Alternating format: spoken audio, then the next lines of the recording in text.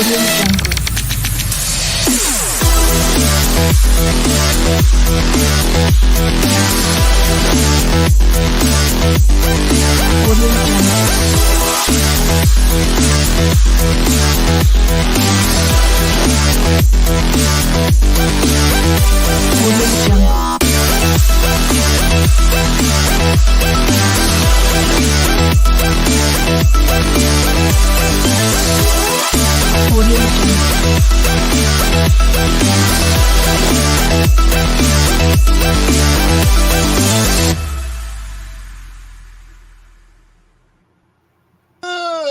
evening, sports fans around this big, beautiful blue marble we call Earth in whatever city you may live in. Welcome to episode 113 of the VWU Sports Podcast.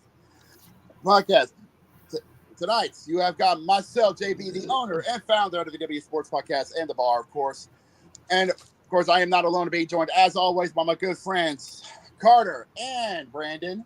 And by one of our regulars, as always, Mr. Cody Hagan. Our other regular, Jose, will be coming in later today, hopefully. Hopefully, if not, well, we'll see. We probably will hound out. He said he's going to show up. I did call him. Oh, finally.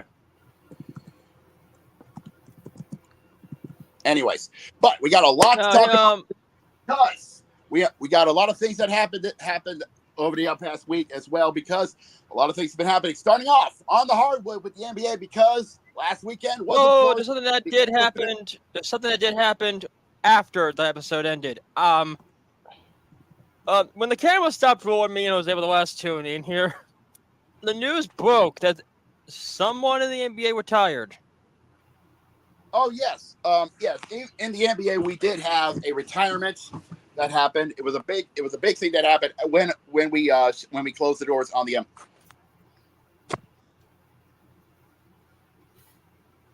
Yeah, it was kind of a big shocker, actually. Mm-hmm. Who retired? Yeah, who retired? Yeah, I think me and Jose found it last week as the podcast was getting closed up. I think it was last week. So I'm going to look back on the 14th. Hold on, I'm looking. Need to look this up, actually. It was the 14th. It was the end of the podcast. Like, Jose and me were the last two in here, and I just looked up Twitter. You gotta look. Well, unfortunately, Hagen is having mic issues. I'm not having mic issues, okay? I don't see what the hell you're talking about. Oh, okay, I got it. It's Hassan Whiteside. Oh yeah, it's Whiteside. Yeah, the former Miami Heat. Mm-hmm. I posted that, but no one did it. Okay. That's kind of surprising, honestly. But yeah. Yeah. I think it was either the 14th. I'm looking. It's the 13th, Cody. Right, we're not Wednesdays. We're not on Thursday. Tuesdays, not Wednesdays. Mm-hmm. So you had to look on the 13th. But it was Hassan Whiteside that hung up the sneakers. Yeah. It was like just like before 7 o'clock. Like the podcast is over. Me and Jose were the only two in here, and I booked the news to him. Mm-hmm. But yeah, he retired. He's retiring, so Miami Heat needs to find someone new. No. Didn't they have? He's a past Heat player. Yeah, he's a former. I thought, because you had to remember. I think he was traded sometime a couple seasons ago. Yeah, it was a couple seasons ago, but he's no longer a Heat. But either way it goes, Hassan Whiteside has hung up the sneakers and called it a career. Heck of a career, you know. He did win a championship, so he did. Yeah, he did get he did get a ring. So, yeah. So congratulations to him on a hell of a career, championship career, nonetheless. So congratulations. But and we got to talk about what happened in my home. That is exactly where we're going. Cody, hold on. Talk about the retirement. Yeah, let me explain something real quick. Because of what we witnessed over the weekend. First of all, All-Star Weekend in the NBA. Like, sheesh, yeah. Yeah, I can Yeah. tell. Like on Friday, it snowed to hell heaven. Well, Then we didn't Normally, expect. We Indiana wasn't expecting a snowy Friday to start of NBA All-Star Week. yeah. Cody, Well, Cody, are we gonna be able to talk? February has a mixed track record for either you get snow, you can either get snow, rain, or cold or comfortable. You ain't getting. It's either one or the other. You can't. You ain't getting it. You ain't getting anything else. Yeah. Uh, we had team Shannon beating team Two today in the celebrity All Star game. And yeah, comment so depending on who you ask. I didn't catch the results of the Rising Stars Challenge because I didn't care. And also, something did happen. And then Well, go ahead, Cody. we saw the male and the female basketball challenge. That's yeah, I think that was on Saturday. Yeah, that was. Also Saturday night. Yeah. Yeah. Steph Curry defeated Sabrina Ionescu INSQ. by 3. So You I guys think it all was thinking 29 here. to 26. Hold on, Cody. Yeah, I think it was 29 to 26 was the Yeah, it final. was. We were all thinking that Stephen Curry was not gonna fucking win this. Or am I not thinking that? Well, Have you it was lost gonna be your a mind, close one. Hagen? What makes you Probably. think Steph Curry's going to lose to Sabrina Ionescu? Because the memes on Twitter would be fucking insane. And Anyway, We have enough memes for one day. now also we saw the 3 points contest where Damian Lillard, I believe it was Damian Lillard that won the 3-point contest. It was. It was. Pacers won. Oh yeah, the Pacers You guys won only won the skills challenge. That's nothing new. Yeah. So the Pacers did win the skills challenge. It might as well go ahead and throw the home team a bone. And of course we had the worst slam dunk contest I have ever seen. How bad? Part of me think it's just nerves on the rest of them, because. How shit was it? I know the guy who won it, the way how he won it, he dunked over Shaquille O'Neal. Wait a minute. Oh, wait a minute. I saw that. Winner. I think I may have saw that on Instagram. Oh shit. it's also a combination of nerves and also the unusual court they were also working with, because again, this was also the first time they were using not the traditional hardwood. Since they were playing at Lucas Oil Stadium, they were also using an experimental idea of using the LED boards and the LED court for the slam dunk contest. Yeah, they were literally in uncharted waters. Yeah. Maybe LED boards is something that you should leave in the past. Well, here's the thing. I think they just did a little bit of experiment with the LED board, with the LED court. Yeah, I don't think it's gonna be a regular thing for now, but they just tested that, see how it went.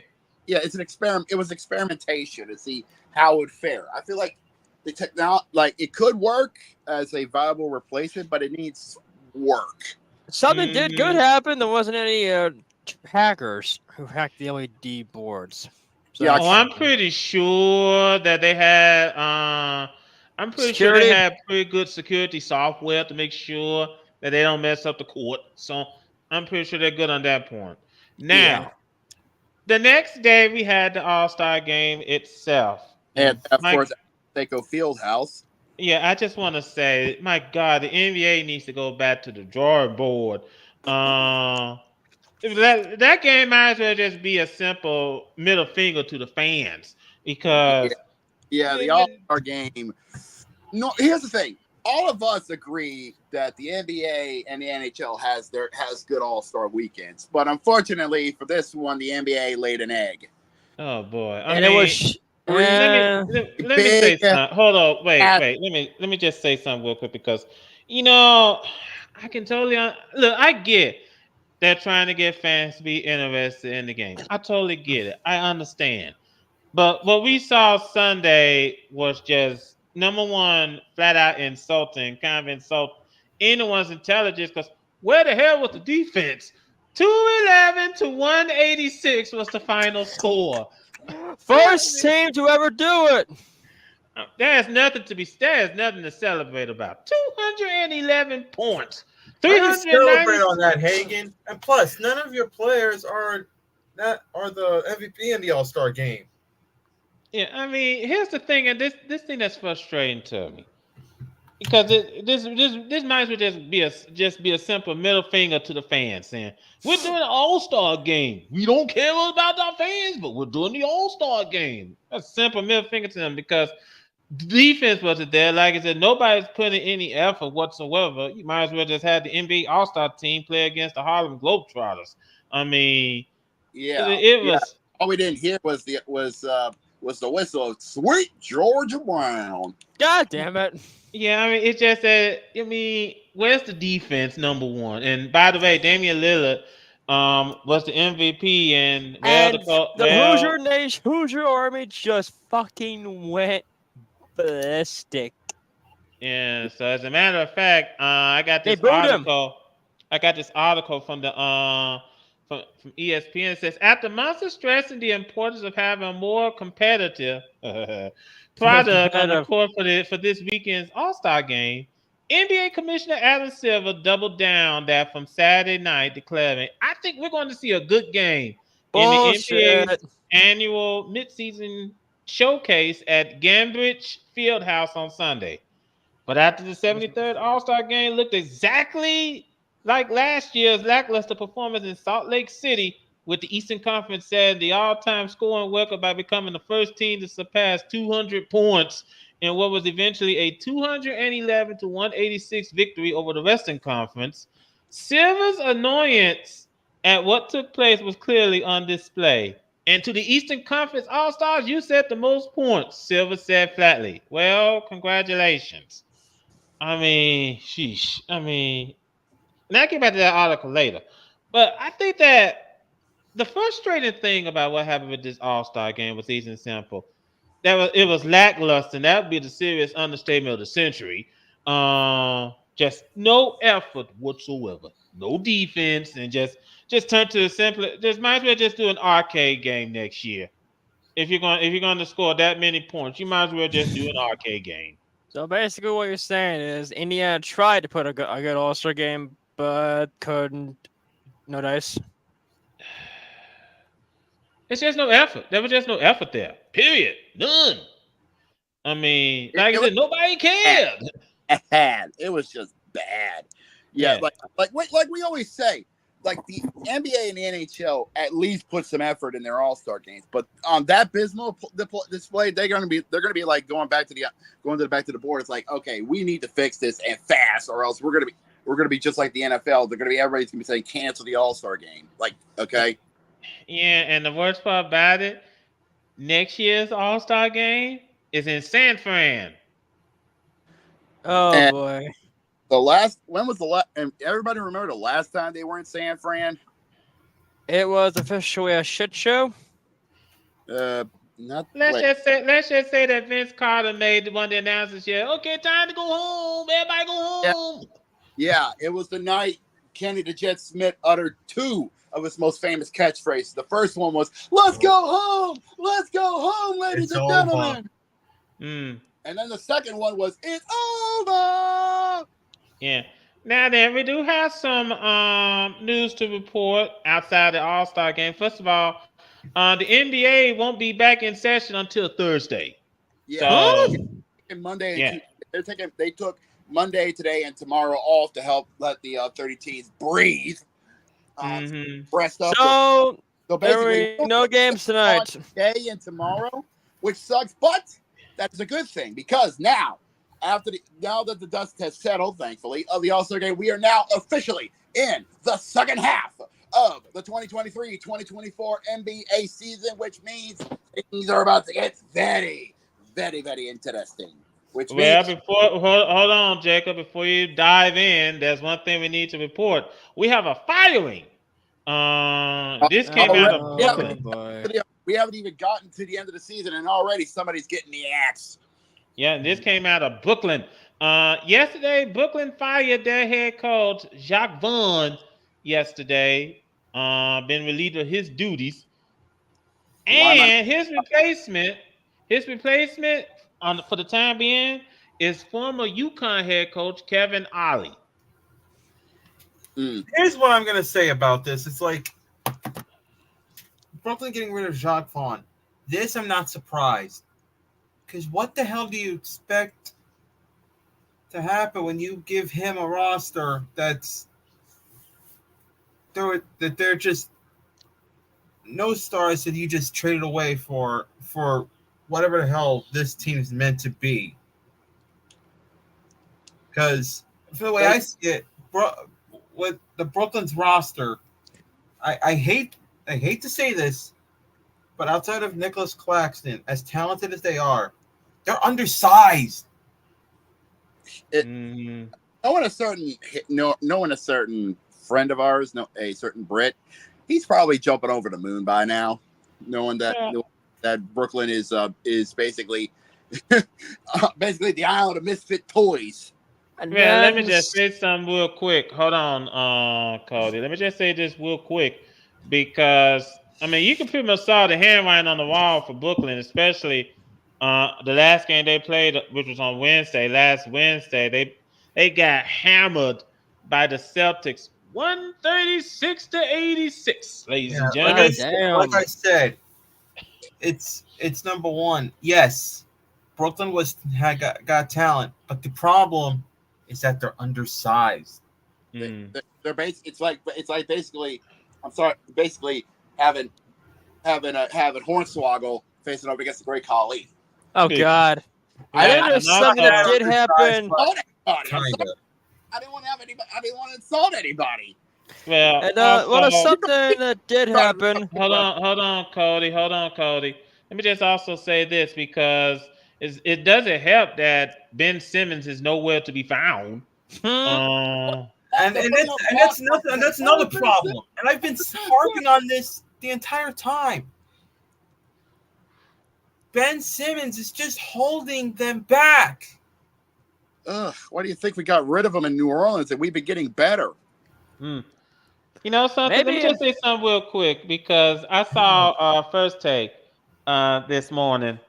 Let me bring in. There's our resident chaos theory. Look, it's not my fault that I came in. Okay. We get it, Jose. Just sit down for a second. Get yourself adjusted. I gotta explain why I don't want to. Hold on. I think that here's the thing for Brooklyn and Ben Simmons in particular. Because I saw First Take this morning, and Stephen A. Smith is basically saying that Ben Simmons is robbing the Brooklyn Nets blind at this point. He's just there collecting a paycheck. Thank you. I mean, that's what he's doing, basically. That's what he's doing. He's like, you know what? I could go out there and play for my money, or better yet, I could just stay home and they could just pay me there. I'm going to take the other option. Mm-hmm. And I think that it's frustrating. Hey, wait a minute. Did Le'Veon Bell did the same thing? Huh?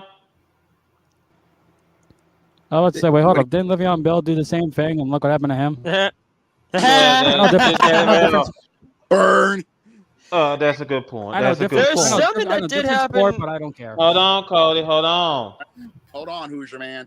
Now, I think another thing to consider, like I said, for Brooklyn, you basically got to start over at this point, and that button. You know that's the thing. And simply put, you got to put your foot down when it comes to Ben Simmons. Either you gonna go out there and play, or we're gonna kick you to the curb. Ben Simmons already. Mm-hmm. And speaking about one person who's putting their foot in their mouths, Tyronn Lue. Hello. Okay, Tyronn Lue. You talk about the head coach of the Clippers, aren't you? Now, what happened with him? What happened with him was easy to say. He was fined by the NBA for criticizing the officials. Let's be honest with ourselves. This is the NBA retired. $3,500. 1,000. It was 1,000. 35. Yeah, I know what you're talking about. He was 35K.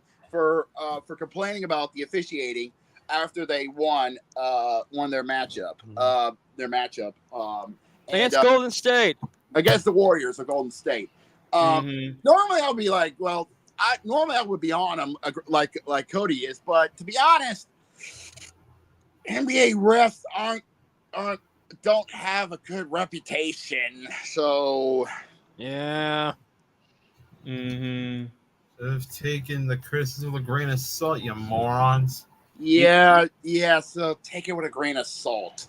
Now, I do have a couple more news to report. Number one, Mike Conley is going to be staying with the Timberwolves for a little while longer. Okay. A 2-year extension, from what I'm hearing. Could be a good thing considering how good Minnesota's been doing. It's a 2-year, $21 million extension. That could be a good thing for them considering of how good Minnesota's been going as of late. Yeah, considering that they're in the top spot of the West. Yeah, that could be a helpful thing for them heading into the second half of the season. Absolutely, in a way, it helps gets that veteran strength that the Timberwolves so desperately need. And then Isaiah Stewart punched someone last week and got arrested. Okay, that wasn't last week. That was a couple of weeks ago. And then, no, Some posted it last week, 15th. On the 15th? Yeah. He's from the Pistons. I don't care. Yeah, Isaiah Stewart got a citation. Suns player Drew Eubanks. Now, I think that overall, though, let me just point this out, and I do have another story to report. Sad news, I'm afraid, coming out of Houston. Longtime Houston Rockets guard / forward Robert Reed has passed away. No. He passed away. He passed away yesterday, at the age of 68. It was after a long-standing battle with cancer.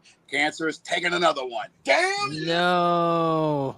So it's really. And Robert Reed is a Rockets legend. He helped the Rockets take them to their first 2 NBA Finals in their franchise history back in the 80s.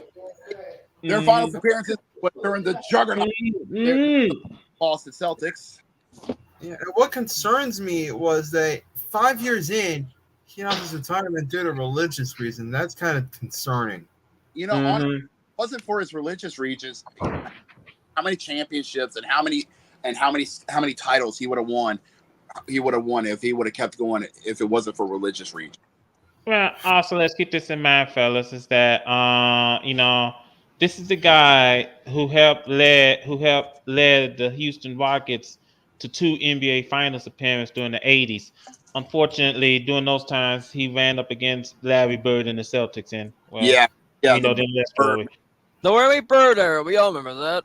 Yeah, but Robert Reed basically laid the foundation to help the Dream and the Jets give the Rockets their 2 NBA championships and in their franchise history. So us here at the bar, send our condolences to the Reed family for his passing, and knowing him, he's definitely a hall for what he's done for the Rockets organization. Chug. Oh, it's empty. Damn it. Finish up his G Fuel. But anyways, as stated, we're going to go take a look at the upcoming.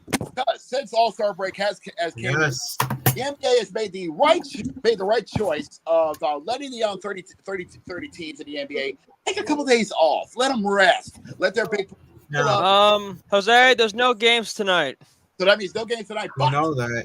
But as I was stating, this is on the 22nd, so that means on Thursday we will be kicking off the second half of the 2023-2024 season. And as I stated, that means we are about to start to see who's a contender for the playoffs and who's a pretender ready. And who's a pretender? Yeah. I just noticed. We got everybody slow down. Everybody slow down. Pistons and the Pacers. Everybody slow down. Hold on. Cody, hold on. Okay, he did. Yeah, that's starting off. Everybody slow down for a minute. Right? Yep, Tony- we'll get to that since he got into it. Yeah, starting off with the 7 o'clock games. Cody did bring it up. The Pistons and their tanks will be heading to the field house to take on the Pacers. The Pacers, as stated. Let me just say this. Hold on, This wait, is not the old Pistons of the hold on, past. wait. Hold on, Cody. I want to hear Jacob finish. I know that I know we're focused on on Thursday. Everyone is looking forward to Thursday, and that's when Act 2 of the NBA season gets underway.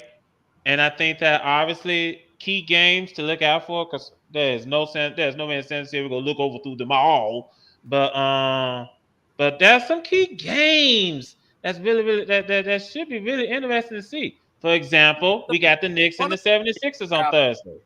We got the Oh, yeah. Wizards Yeah. and Oh, the Nuggets. Right on. You wait a Yeah, minute. New York heading over to the Wells Fargo Center to take on the 76ers. Both teams are nearly at each other's at records, but with New York just a game ahead of Philly, that's a game you want to check out. But if you got MSG, don't check it out, or you can check it out on NBC Sports. If you got that as well. Another game you Now, might hold on. I'm gonna say something real quick, Jacob. Cody, nobody is interested in seeing the Nuggets beat the I living know. daylights out of the Wizards. Nobody. Yeah. If Especially anything, when it's in the ball Wizards- arena. if Best to anything, skip that. Wizards are trying to catch up with the Pistons in the tank off. Now here's the thing, Pistons. You guys aren't the old Pistons. You guys are the shitty trash ass Pistons. Yeah, Who only wants to win just because you guys want to win stuff. Cody, What up? stop. Now, also, gentlemen, we also got that's also a game to look out for with the Suns and the Mavericks. Yeah, that's true.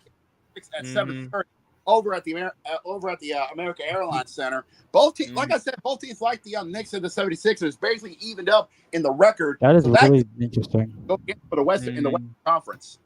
Now, like I said, Jacob, I'm pretty sure that you're watching that game closely because the Mavericks and the Pelicans are pretty much neck and neck in the Southwest. The Pelicans got to play against the Rockets in New Orleans. So yeah, at the Smoothie King Center, that's going to be at 8 o'clock. The Pelicans are leading the Southwest with the Mavericks, just one game right behind them. So basically, I'm pulling for the Suns to take the upset, take the dub out of Dallas. And here's a good one for you since you mentioned the 8 o'clock games. The Clippers about to go down to OKC to take on the Thunder. Ooh, that's going to be a good game. That's going to be an interesting game. Now, I was about to say, gentlemen, now while the top half is doing battle in the Western Conference, the teams that's on the outside looking in, trying to get to the play-in spots, they're going to do better as we're going to go, as LL Cool J puts it best, we're going back to Cali. We got the Lakers and the Warriors doing better at the Chase. I don't think so. Yeah. Sorry, I had to put that out. And the Taken Spurs about to play against the Kings in the Golden One Center. No offense to Sacramento, but I feel like not a lot of people's going to be watching that game. No offense to Sacramento because they're doing fantastic this season. Yeah, absolutely. Fair. Yeah, but also, let me bring this up real quick. Kevin Ollie is going to make his debut Thursday in Toronto against the Raptors. Yeah, and Brooklyn in Toronto. That's at 7 o'clock at the ACC. That could be, you can watch that on or TSN if you're across the border. A game that I think you might want to keep your eyes out. That's at 7 o'clock over at the Q. The Cavaliers and the Magic going to duke it out. Oh yeah. I'm really interested, fellas, in seeing if the Magic can finish strong since they started strong. Let's see how they're going to finish as we head down the stretch. Yeah, we'll see.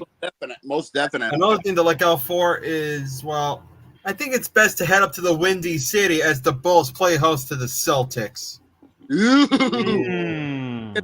I smell it's gonna get ugly. I'll put it that way to you. Oh, it will. Pretty. That is not going to be pretty up in Chi-Town. Shall we roll with the standings?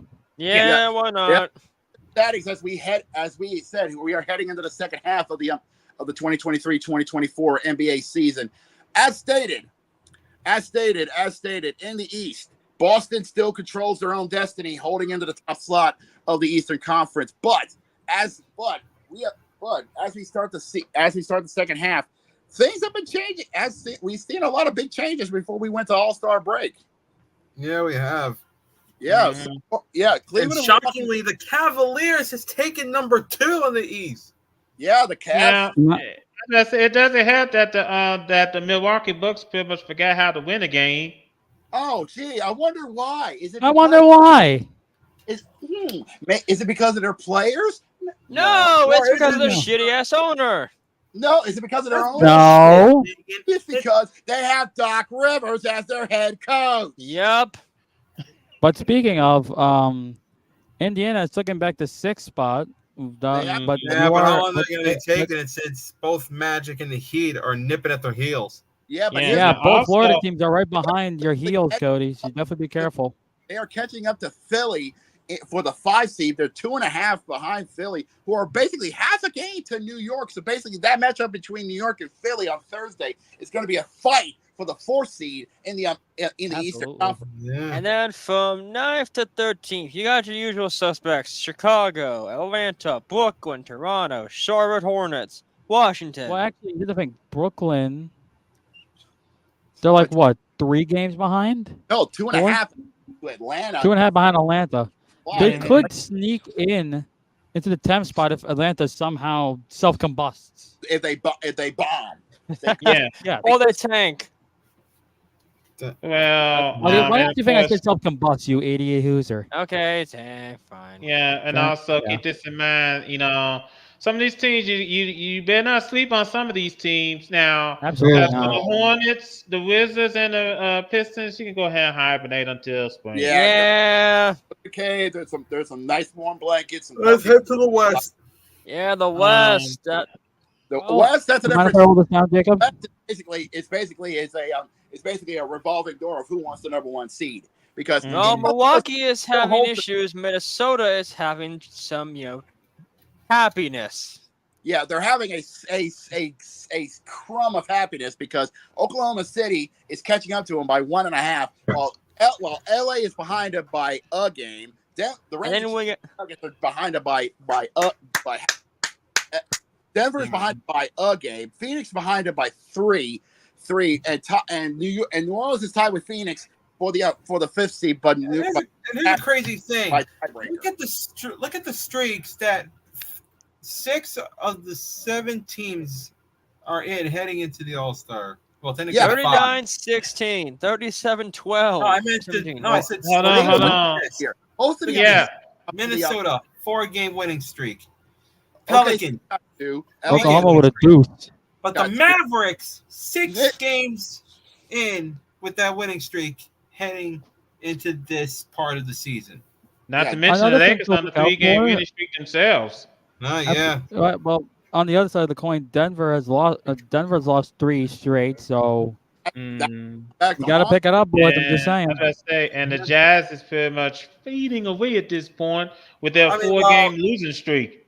Well, I'll say this much with the Jazz. I mean, you got to give it to them. They're rebuilding, but at the same time, as they're rebuilding, they're threatening to be at least in the playoff spot, and that's something you got to say. That's not easy to do. Yeah, that is true. That is true, Brandon, especially since they're trailing the Warriors by a game and a half. I think it's not by much. 2 games and a half, actually. Yeah, 2 games and a half. Excuse me. Yeah, 2.5 games for the 10th seed in the play-in tournament. So like Brooklyn, they can basically sneak in and take the final slot in the play-in tournament for the Western Memphis Meanwhile, Memphis is on a 2-game winning streak. Portland, so long. Portland's on a 6-game losing streak. And San Antonio is just there. Yeah. They're just I wouldn't be surprised. It would be really, really good if both the Lakers and Golden State were knocked out of the playoff picture entirely. I don't know about that. That would just be comedy, grade A for you. Absolutely. All right, then let's go ahead and shift focus, Jim, as we head out to the ice. But They just finished their All-Star break. the NHL just finished theirs weeks ago, and they've been riding their second act like it's up like fucking Bronco. Well, there is something that is happening. NHL is doing once again the Big Greens Classic 2. It's a sequel. The sequel is here, folks. Yeah, but here's the thing. What just happened recently was something that's been kind of a tradition, the Stadium Series. And man, did we have one recently that turned into a barn burner. Oh, yeah, because over the weekend, we had the Stadium Series at MetLife Stadium. Yeah, we had the Devils and the Flyers Saturday night. We didn't have to break our ankles on turf. And we got the Devils and the Flyers Saturday, and we had the Islanders and the Rangers on Sunday. Wasn't there a fight that was starting the game, like before the puck dropped? There was a fight. Yeah, not even 5 minutes into the game, the rookie for either the Islanders or the Rangers, in his first inning to go again, you know what? Fuck it. Drops the gloves and started throwing fists. Yeah, that's a way to get into the NHL. Welcome to the NHL, young blood. But yeah, that game in MetLife Stadium gave something the New Jersey, the people in MetLife, something they haven't seen with the Giants or the Jets. A game, because that game went to an overtime game, which the Rangers nearly got the W over the Islanders. 6-5, and the final score was, as far as the weekend's concerned. Well, technically, last night. What the hell happened in Minnesota? Oh yeah, what we saw was just disgusting because here's the thing. Vancouver was showing Vancouverness because they were kicking Minnesota's ass heading into the third period, 5-3. The next thing you know, Minnesota decided to score a touchdown on their asses. And as Unit Tree said it best, Minnesota kicks the game-winning field goal to beat Vancouver 10-7. Yeah, what we just saw was. Miguel, I know you're looking at this like, what the hell? Okay, like I said, we all knew the second act was going to heat up. We didn't know they were going to light a match on napalm. Let me just say this right here because Miguel's reaction about this. Let me just point this out because Friday we had 2 games that had a 9-2 score. Oh yeah. Ooh. We had the Panthers beat the Lightning 9-2, and we had the Maple Leafs beat the Ducks 9-2. I guess the Maple Leafs wanted some Peking duck, literally. And we just had roast duck, and you can forget about the Ducks quacking that night. No, it had was some Peking duck, baked and fried. I haven't seen a duck done this bad since the movie Howard the Duck. Or even remember Christmas Vacation? Oh, that's even a song that was worse than this. Disco Duck. But we can go on, but the NHL started off the second half not with a whimper, not with a shout, but with a bang. Yeah, okay. Yeah. Enough of us quacking. Let's take a look at the games tonight. Lots of games coming up tonight, and we got. Whoa. There is something that did happen on the 16th. You might recognize that on Friday there was a domestic violence charge against Milan Luik. That charge has been dropped. Really? Yeah. Domestic violence charge against Luik dropped by his wife. Oh no! She invoked martial privilege. Wow. Marital privilege. Marital privilege. Sorry. Yeah, marital privilege. It made it impossible for them to prove their case.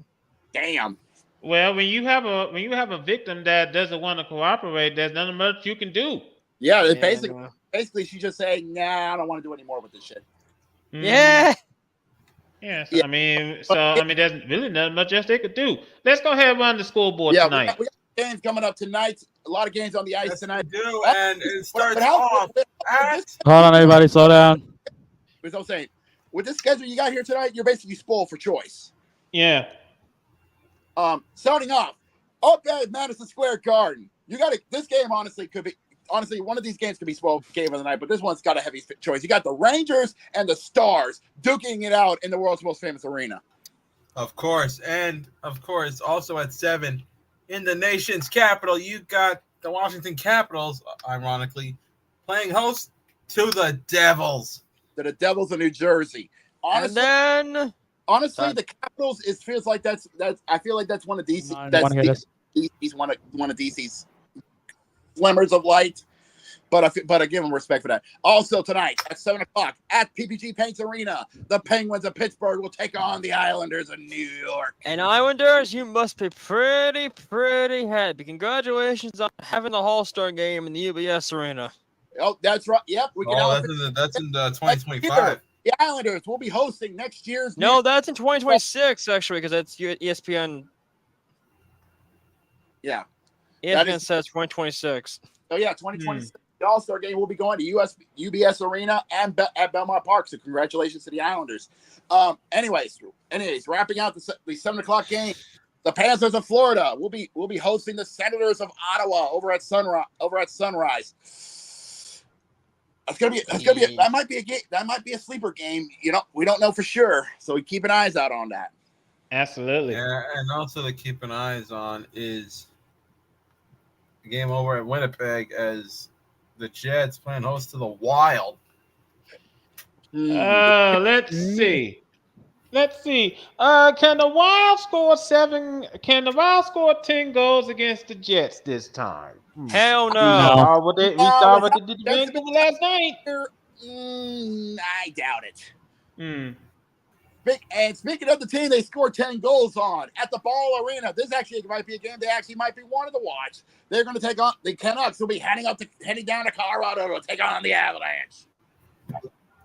Yeah, this is going to be a good one. And the thing is, when I look at the standings, right, I think these two are on the top.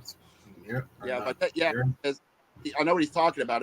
We'll get to that. We'll get to the standings after we get through these games. And as we get to games, anyways, over at the Fortress in Sin City, the reigning champions, the Golden Knights of Las Vegas, are going to host the Nashville Predators. That's heavy contention for a main event night because both teams are nearly neck and neck with each other in the Western with each other in win-loss records because they only got like 4 wins near each other in the rankings. Vegas 32-17-6, while Nashville 28-25-2. Also, the last game of the night, we got the Blue Jackets and the Kings. It's basically the best of times and the worst of times because the Kings right now are having having themselves a resurgence as of late this year. While the Blue Jackets and funny enough about the Blue Jackets, they just fired the general manager, Jarmo Kekalainen. Yeah. No, wait. There was something that did happen that made me laugh my ass off. Everyone in the Pittsburgh Penguins, everybody in that Jaguar Jags, number 68 sweater, and they wore mullet wigs. Well, it was they were retiring Jaromir Jagr's jersey. Oh, yeah. That was pretty good. That was pretty good. I'll admit that one. Clever. Hair in the game. But yes. Like I said, safe to say tonight you are basically spoiled for choice on some excellent games to check out.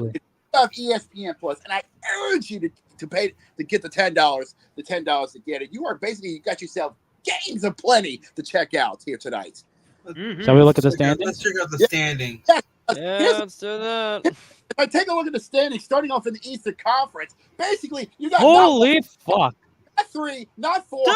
but 5 teams within arm's reach of each other from the top slot in the East. Well, remember I said last year about even though they should have been dead. I can't say that it's a Texas Wild West, considering that Texas hates ice. Might as well say it. It is a Wild Wild West story here. Except I think it's the East we're talking about. Yeah. That's fair. Boston had that comfortable lead, but unfortunately, Florida, the Rangers, Carolina, Toronto and Philadelphia decided, nah, we had enough. We ain't doing this. Look at the Rangers in that 7-game winning streak. Load up their machine guns and went to Oh, work. man. Yeah, I said, look at the Rangers in that 7-game winning streak. Look at the Panthers in their 5-game winning streak. Look at the Maple Leafs in their 4-game winning streak. Look at the Hurricanes in their 3-game winning streak. Boston picked the wrong time to go slumping. Yeah, basically. Yeah, they did. Above the red line has decided they had enough of Boston's bullshit and decided to go to work. Mm-hmm. They had enough of their black magic. Okay, they had enough of them, basically bullshitting their way into the okay, screw this. Now, we want to play. Let's play. Yeah. Okay. Now switching conferences. go. Hold on, gentlemen. Switching Go to the conferences. West. You gotta head out to the West, and now there's the Coyotes that we know and love. They have lost 10 games in a row. Where'd they go? Oh, there they are. There they are. Yeah, that's much better for Arizona. Yeah, and honestly, and as we stated, unfortunately, Arizona, you are on. Let me see. Oh yes, you are on borrowed time. Mm-hmm. Because unfortunately, whether Gary Bettman wants to admit it or not, the experiment is dying. I think that let me say something real quick, Jacob, because I was watching some videos on YouTube. They were discussing about the Arizona situation, and basically at this point, I think even Gary Bettman is pretty much seeing the handwriting on the wall. That's because He's especially seeing it. It took him long enough, and they actually had to spray paint it and freaking high visibility jacket yellow to say it's over. Well, Also, like I said, also, let me go guys, ahead. Hold on, Brandon, and then I'll be quick about it. I think that here's the thing, though, because now the owner's saying we're going to try to buy some land out in Mesa, Mesa, so that we can start building on the arena. But the governor's not going to rush, the process or anything. And the NHL is pretty much at their wits' end saying, okay, that's it. We got Salt Lake City said they'll be glad to take us in the Coyotes. Houston wants back in with the NHL, and here's the shocker about everything. You think Houston's gonna be? Oh, they're gonna be a brand new franchise. I think we need to go back at the analogs of history because, believe it or not, Houston did actually have an NHL hockey franchise in the past. Yeah, in the AHL, they had the Houston Aeros. I want y'all to look up the Houston Aeros because they were actually a franchise back in the WHA, back way back in the day. And so basically, if Houston does get a franchise, 9 times out of 10, they're probably bringing back the Arrows. Yeah, that's something to look forward to.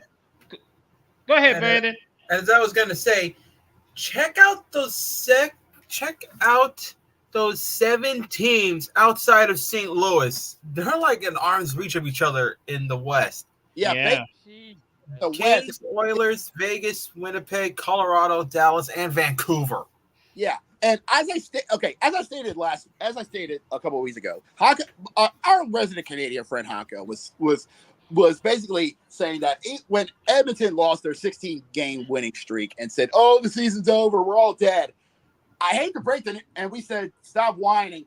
Even the tree himself, the urinating tree, when he did his this week in sports ball NHL edition, when he said the All-Star break, he was actually praising the Edmonton Oilers.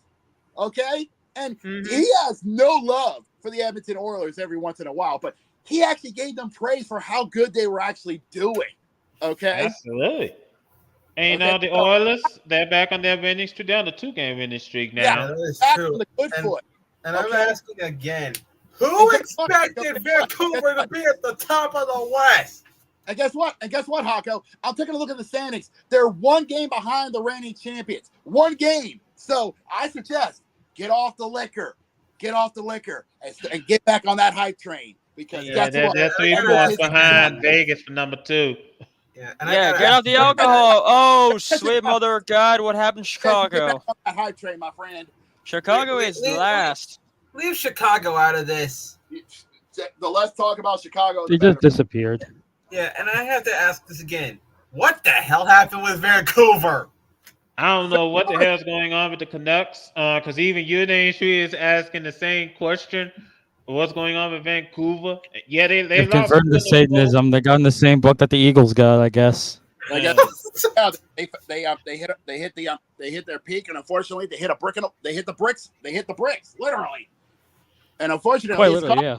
Dallas and Colorado are catching up to them. Same as Winnipeg and Vegas and Edmonton and even LA. Absolutely.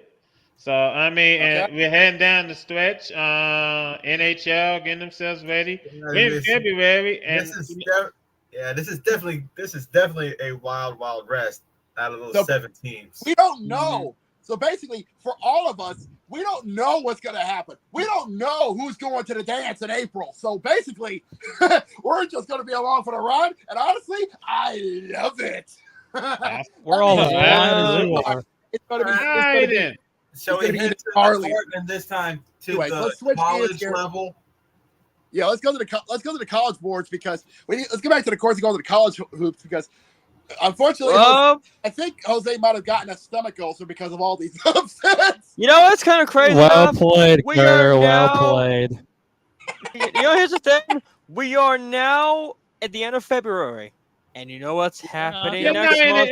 No, we're not. We're only 9 days away, you drunken loser. February, man. Whoa, steady. We're on college basketball, right? Yeah, but this is February the 20th. I know that, but I'm talking about March Madness. I'm already getting away from March Madness. Yeah, I know what you're talking about. We're 9 days away from Not at that point just yet, because you forget. Because unless you forget, you're skipping past one of the important parts before we head to the March Madness tournament itself. That's the conference championships. Yeah, you forgot about the conference tournaments. Yeah, and now let me go ahead and break this. Let me go ahead and bring this in a little bit because this is a February frenzy, which is basically what we're seeing here. Because over the weekend, this has become the annual tradition. Whenever we get to the tail end of February, everybody's going batshit insane. Yeah, because we had some upsets. How crazy to see!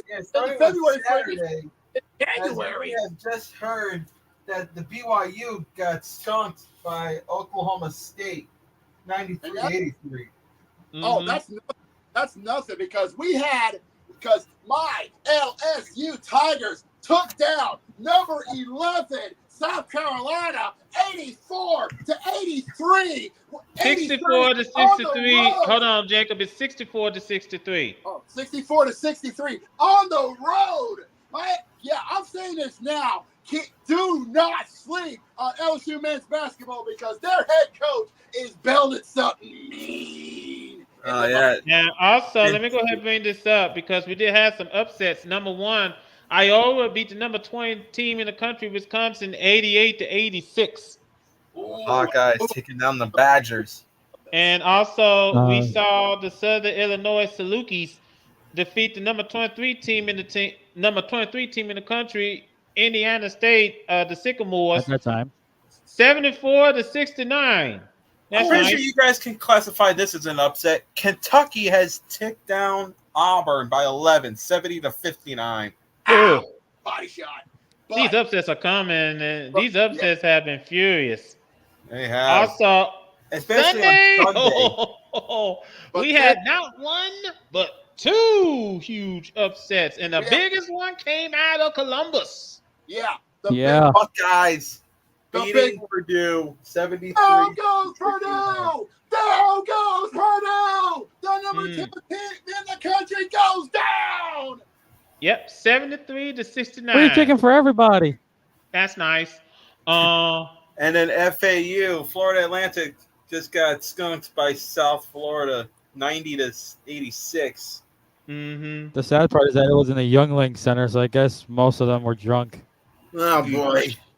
Yeah, safe to say nobody is safe in the top 25. Nobody. Not at all. Yeah, not at all. Speaking of the top 25, as you look at the rankings, boy.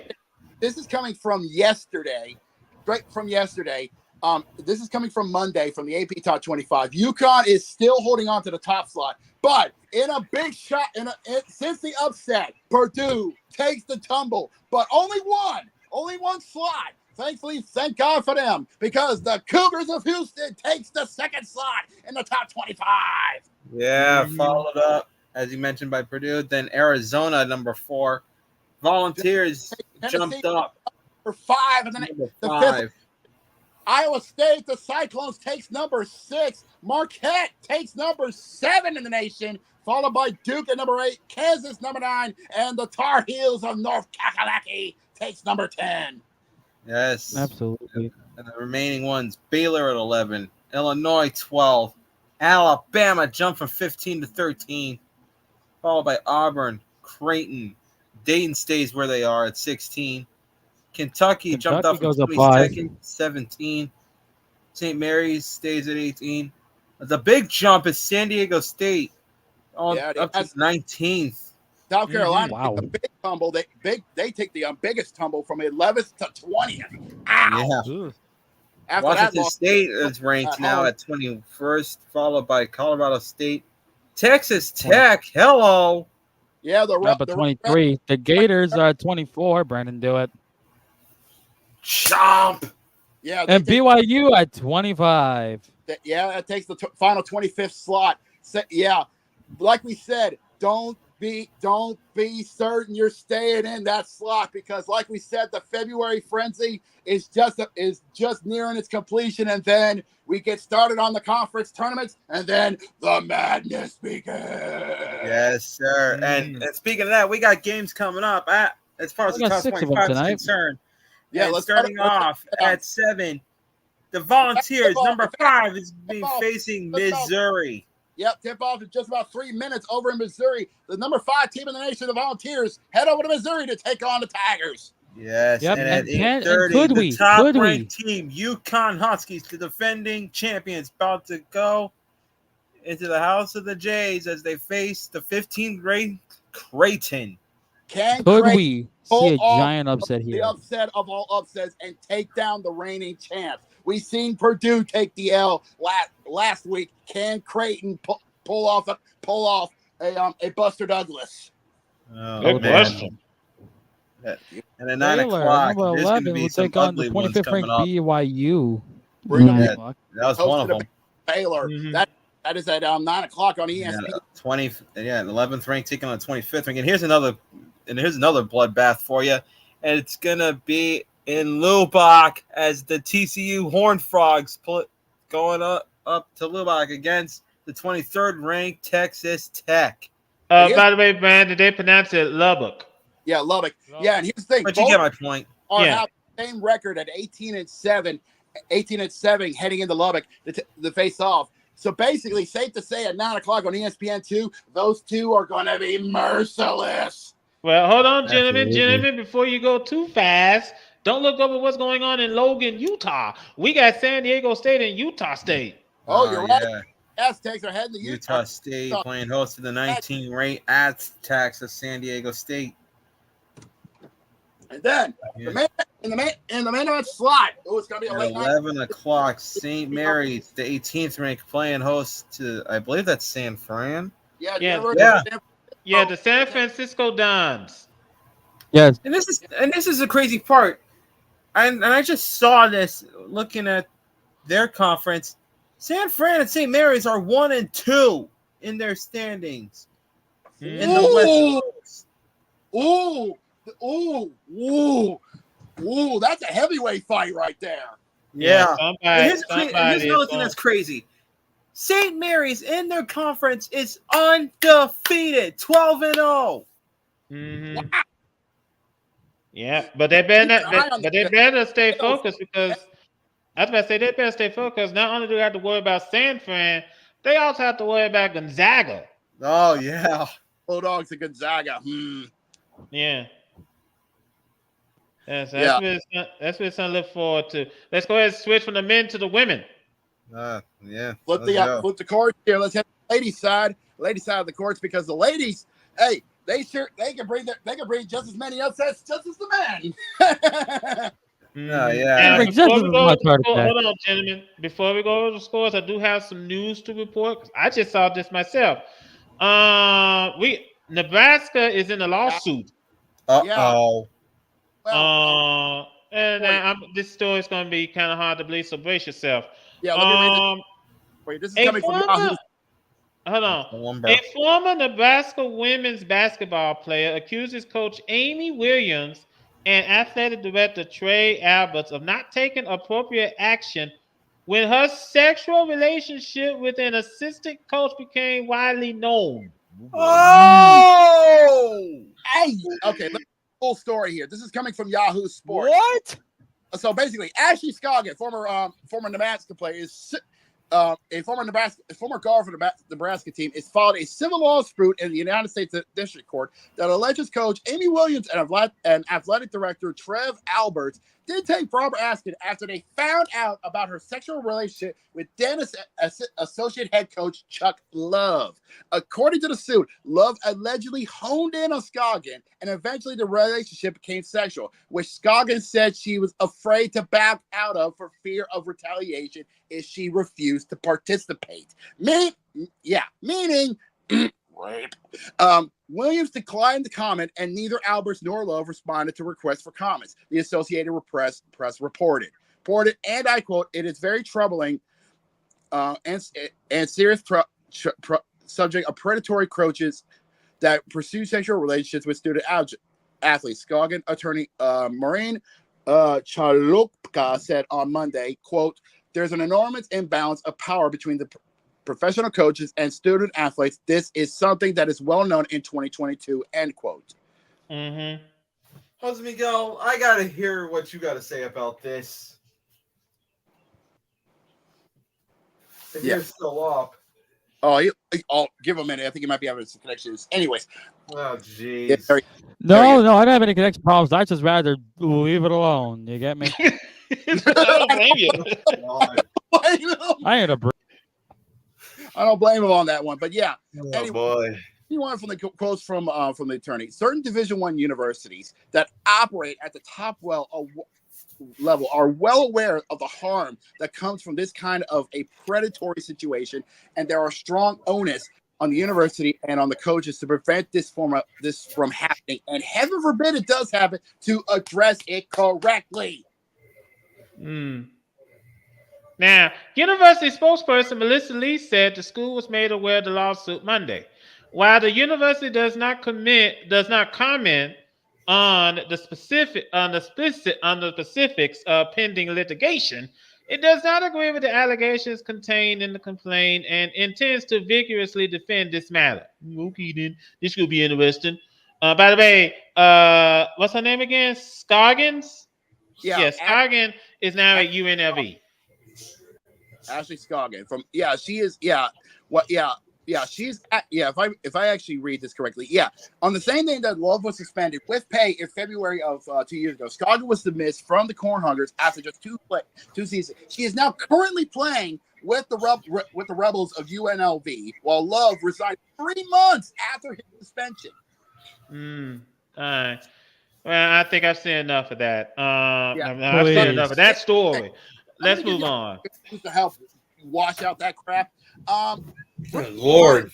One of Baylor's best players to ever come out of the university, and arguably one of the best players to ever play in the WNBA, had her number 42 retired at Baylor University in an emotional ceremony. Yeah. Brittany Griner had her jersey retired over the weekend. First of all, she deserved it. Key players that led Baylor to an undefeated 40-0 season, capped with their national championship win back in 2012. Then she went off to be drafted in the WNBA. To be drafted in the WNBA, of course, if we all remembered. Yeah.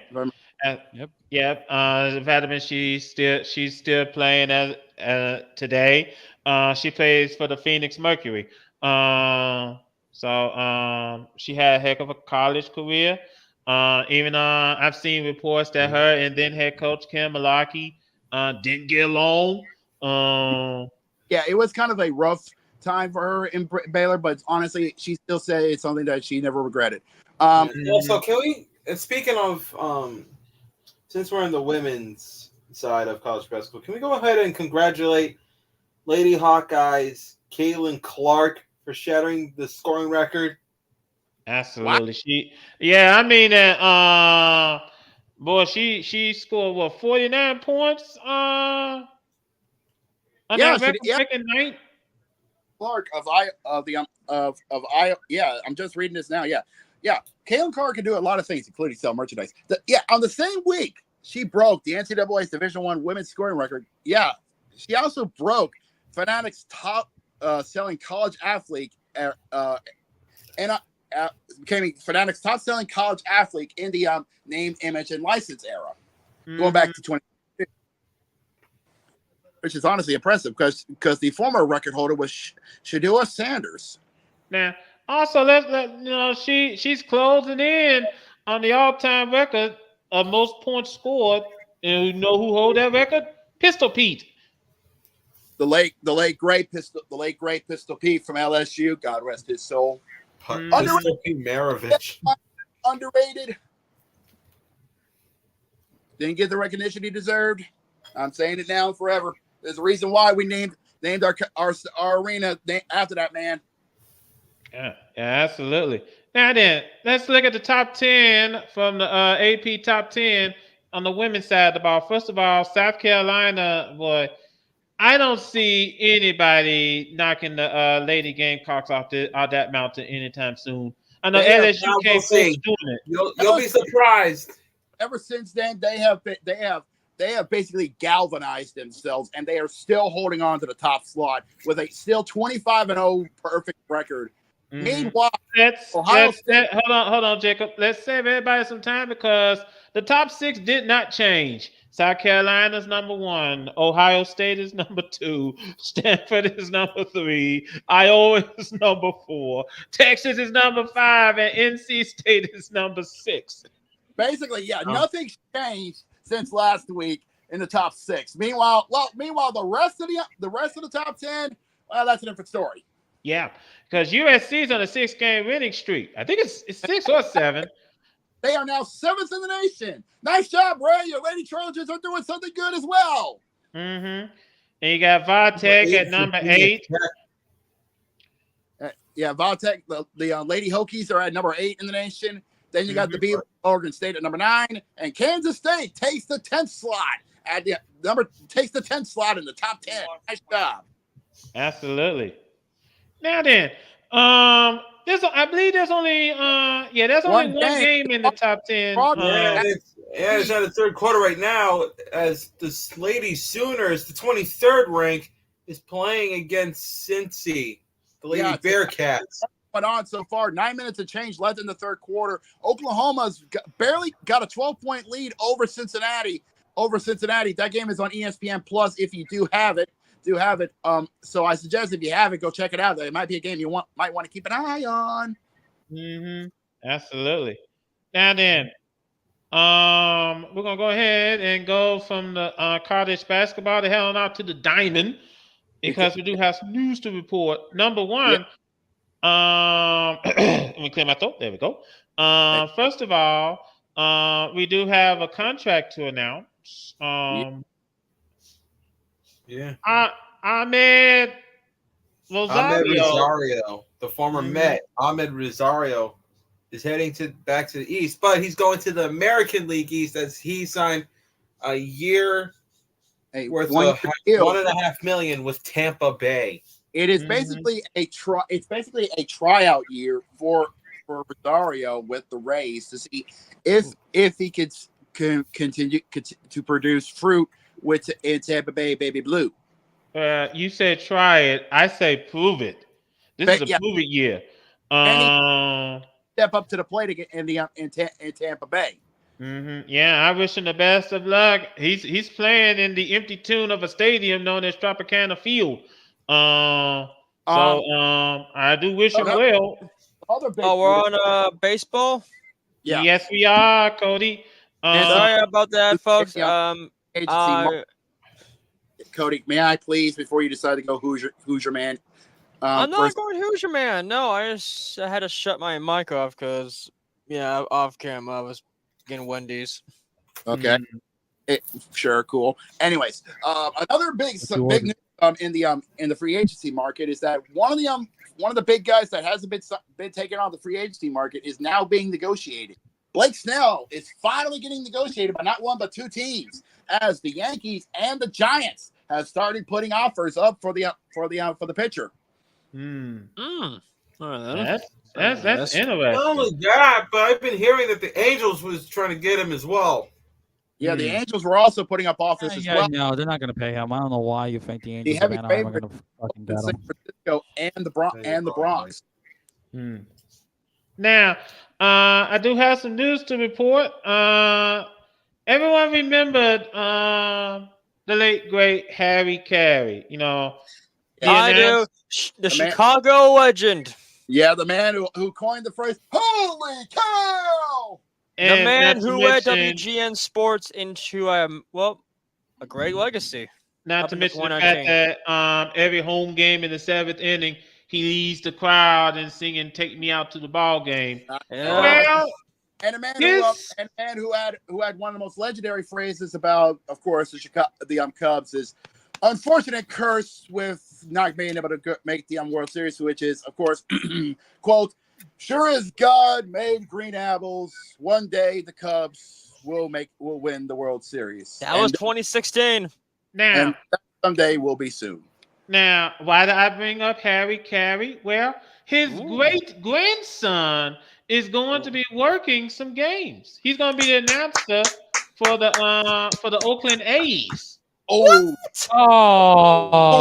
fucking serious? No, I should have went Chicago. No, this is Cars. This is the one time when he should go to Chicago. That hurt. Let me explain. This is like a I'm going to clip tradition. me and Cody going, together. That was wrong. I said, you know something? Hold on, because if we had a clip, hold on, wait a minute. If we had a clip of Let Carter talk, damn it. If we had a clip of both Jose and Cody going, folks gonna be wondering what's going on in that bar. No one clipped that. No, never mind. Nobody clipped that. Nobody fucking clipped that. Never mind. Those are some dirty. We don't need to have it out of context. Now, here's the thing I was about to say. Nobody wants to have it out of context. VW Sports Podcast Twitter account. Hold on. Let me go ahead and get to what I was saying. Chris Carey has been hired as the play-by-play announcer for the Oakland A's for NBC Sports California, becoming the fourth generation of his family to work as an MLB broadcaster. Of course, Chris Carey's father, Chip, is the play-by-play voice for the St. Louis Cardinals.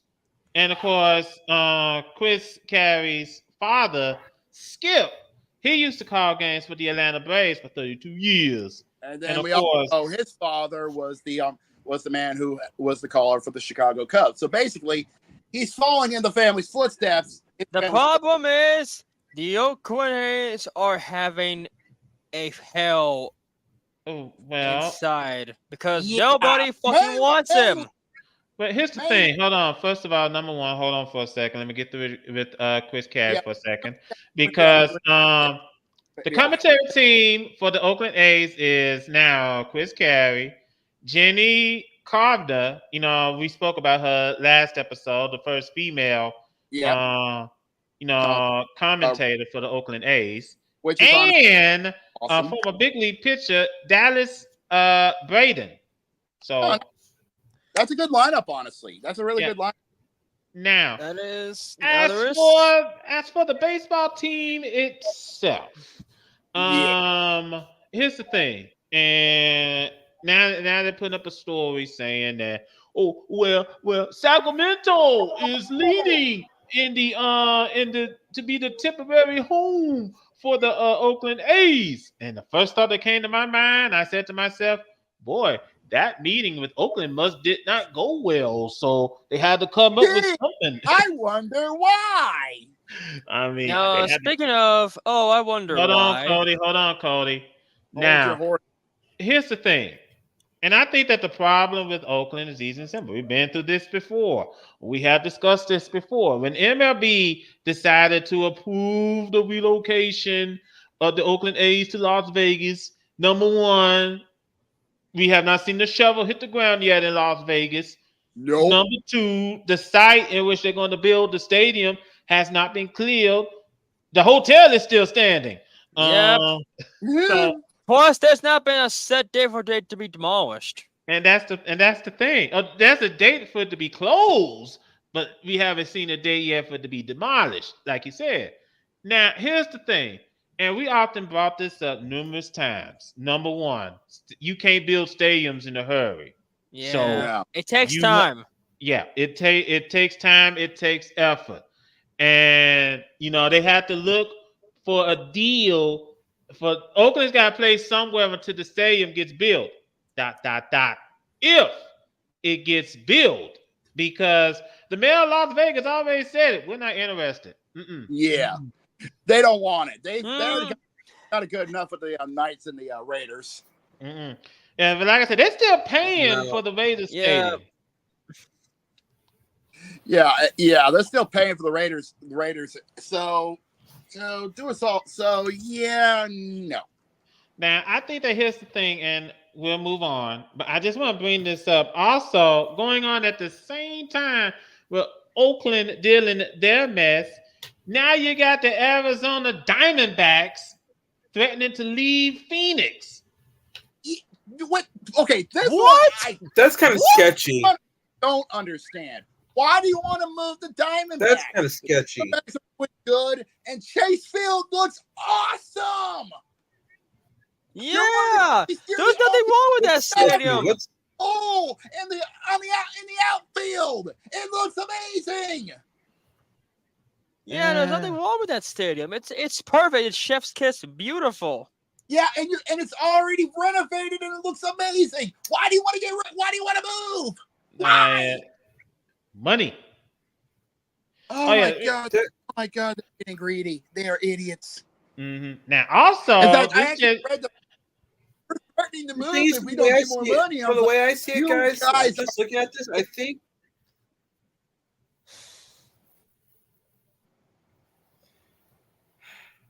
Let me go ahead and bring this up. Man, I'll go ahead and let you finish.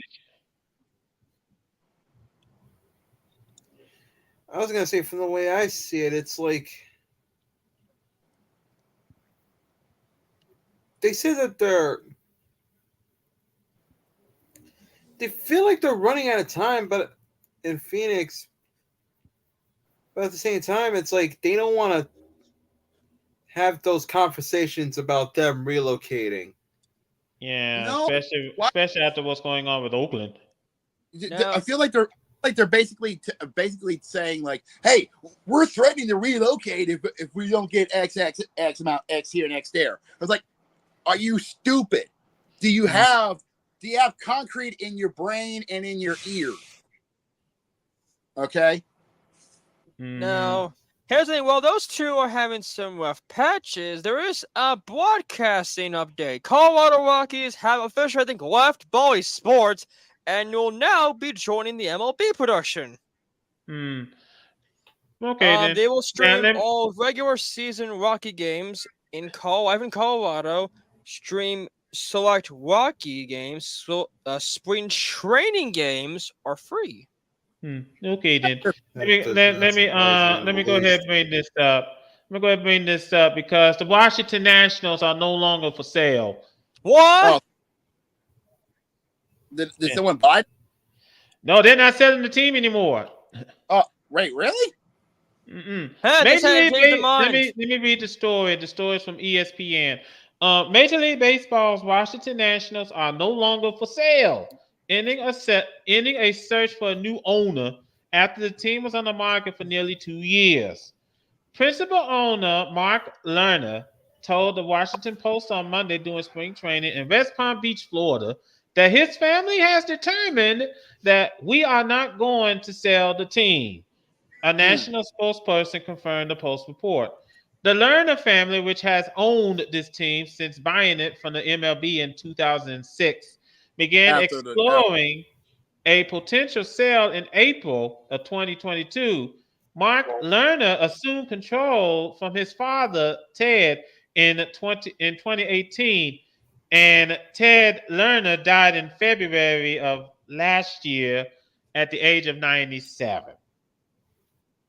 The Lerners keeping the team comes weeks after businessman David Rubenstein reached an agreement to buy the nearby Baltimore Orioles for $1.725 billion. The sale is subject to a full vote of MLB ownership and must receive 75% approval. All right, then. As a result of a deal to move the Montreal Expos to Washington back in 2005, the Orioles own the Nationals' local television rights, an issue that is still being litigated in court. Okay, then. But and by the way, the Nationals, they've been finishing last place in the NL East each of the past 4 seasons since winning the World Series back in 2019. So the team is no longer for sale. Thank God. Mm-hmm. But anyways, yeah. So good on them for not selling the team, honestly. But hopefully they can try to figure out how to fix up the Nationals and get them back into some sort of a fighting shape, you know. Mm-hmm. But we'll see how it goes out. Do you mind if I bring golf into this for a second? Go ahead, Cody. Verne Lundquist is calling it a retirement. Really? As he has announced that after 40 years of CBS, he will call his 40th Masters in April. As he announced, that's Verne Lundquist. I said Verne Lundquist. The fuck? Okay, he did say that. So basically, he's basically saying that this year's Masters, which is coming up in April, it was last on the network. Wow. I've always heard Verne's his biggest time when he called Tiger's one of Tiger's fastest moments when he chipped that ball in one of the holes and it actually did a curve right into the cup. Mm-hmm. Okay. And it was kind of an amazing feat in of itself. But yeah. Really. Anyways, so how about we'll not much going on in the world of golf because that's all Cody want to talk about. But anyways, we're gonna switch it up. We're gonna go. Why don't we crank out the horsepower a little bit because we're gonna go talk about some motorsports for a bit because why not? Because last weekend was the start of the 2024 NASCAR season, and in NASCAR, it was the start of the Great American Tradition, the Daytona 500. Now, the Daytona 500 took place yesterday because it was raining cats and dogs Sunday. Which is kind of a normal thing, honestly, because Monday night primetime for NASCAR has been kind of a good thing for them, honestly. Absolutely. And we can go ahead and tell you that Austin Hill won the Infinity Series race at Daytona International Speedway, the Daytona 500. In a rain-soaked, for the third consecutive season in Monday's rain rescheduled season opener. So, that's the Infinity race. Excuse me, that was the Infinity race. At the Daytona, it was Byron. William Byron took the checkered after a last lap. Big one crash that took nearly half of the field. Nearly half of the field. Half the field had to go to a green-white checkered. William Byron took the W and won the 2024 Daytona 500 for the team. Mm-hmm. Congratulations to William Byron on winning the Daytona 500, and hopefully this will help them move forward to possibly getting a chance to win a championship moving on. But unfortunately, NASCAR's popularity has been having a bit of a rough patch. That's a sad but true statement, unfortunately. Yeah, they need a lot of work to get back to the golden days they've been of the late 90s to early 2000s. So good luck with that, brother. Anyways, absolutely. NASCAR's next race is going to be in Atlanta. yeah, I think that July the spring Atlanta race, if I remember correctly. They have an. I just can't remember. Oh wait, hold on. I think I got the schedule here because yeah, here we go. Here we go. Schedule. Next race. Yeah, it's gonna be in Atlanta. Yeah, here we go. Oh no. Oh yeah, wait, I'm an idiot. No, here we go. Yeah, it's the Ambetter 400. The Ambetter Health 400. I know they had better sponsors back in the day. Yeah, that'll be on the 25th. So that'll be Sunday. That'll be this Sunday, and then we're going to take a little break as they're going to head over to Vegas for the Pennzoil 400. Yeah. Yeah. So, and of course, following that would be the Shriners Children 500 in Phoenix, and we'll go on from there next week. Phoenix Raceway, and then we're going to go for the spring Bristol race at the last Coliseum. Honestly, Bristol has had a lot of fun.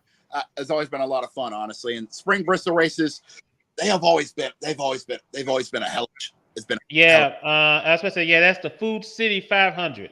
Yes, and then of course we get the first of our street race, well, sort of street races, not really street races, but a first road race at the Circuit of the Americas at COTA for the they're actually calling it the Echo Park Automotive Grand Prix. Mm-hmm. Yeah, that's at the end of March. Then they're going to head to Richmond on the 31st for the Toyota Owners 400. Mm-hmm. And we're going to stop right there. Can I bring that back up if y'all feel like it? If you do, let us know in the comments. Okay, so what are we got left? USFL, then NFL? Hold on, wait. Because we got to go across the gun. No. Because yeah, right. The soccer. No, hold your horses there. Before we even get across the pond, we do need to talk about this because we can actually officially say this in the college football world that finally, after 10 years of waiting, we can now say this, that EA Sports is finally giving us the return of college football. Yep. College football, EA College Football 25 is coming to games this year. We've been waiting 10 years for it, and we can finally get to play it. And we've seen the first trailer earlier this year. We're going to see the full trailer coming up in May, and we already got news so far that Cody's favorite team, the Fighting Irish of Notre Dame, will be a part of the colleges in EA NCAA. And the stadium will have the Rose Bowl stadium. The trailer showed the Rose Bowl. Well, we know they're going to have all their stadiums. So we don't know for sure, but that's what we saw in the trailer in the little teaser they gave us. So we got to wait till May to see the full trailer, to see what they've been waiting for us, because they say they've been hearing us. So hopefully they actually been listening. Now, also, let me go ahead and bring this up. In college football, they have agreed on the format of the upcoming playoff. Yeah, it's going to be a 5-7. Yeah, it's the 5 automatic bids and 7 at large. Yeah, so basically, the Power 5, which is the Power 5 conference champions, will get a guaranteed slot in the playoff, while the other 7, well, that's basically up for grabs. Now, here's the thing, though, Jacob, because I don't think they're going to count the Pac-12 since, well, it's down to just 2 teams. So basically, it's going to be the SEC, the ACC, the Big Ten, and the Big 12. So basically the 5th slot, you're gonna have to figure that one out. And if people who want to watch the ACC, there's always your local CW station to have it. Now, also, we also brought this up. I think it was a couple of weeks ago or last episode. Probably. We spoke about the plan for ESPN and Fox and Warner Brothers to merge.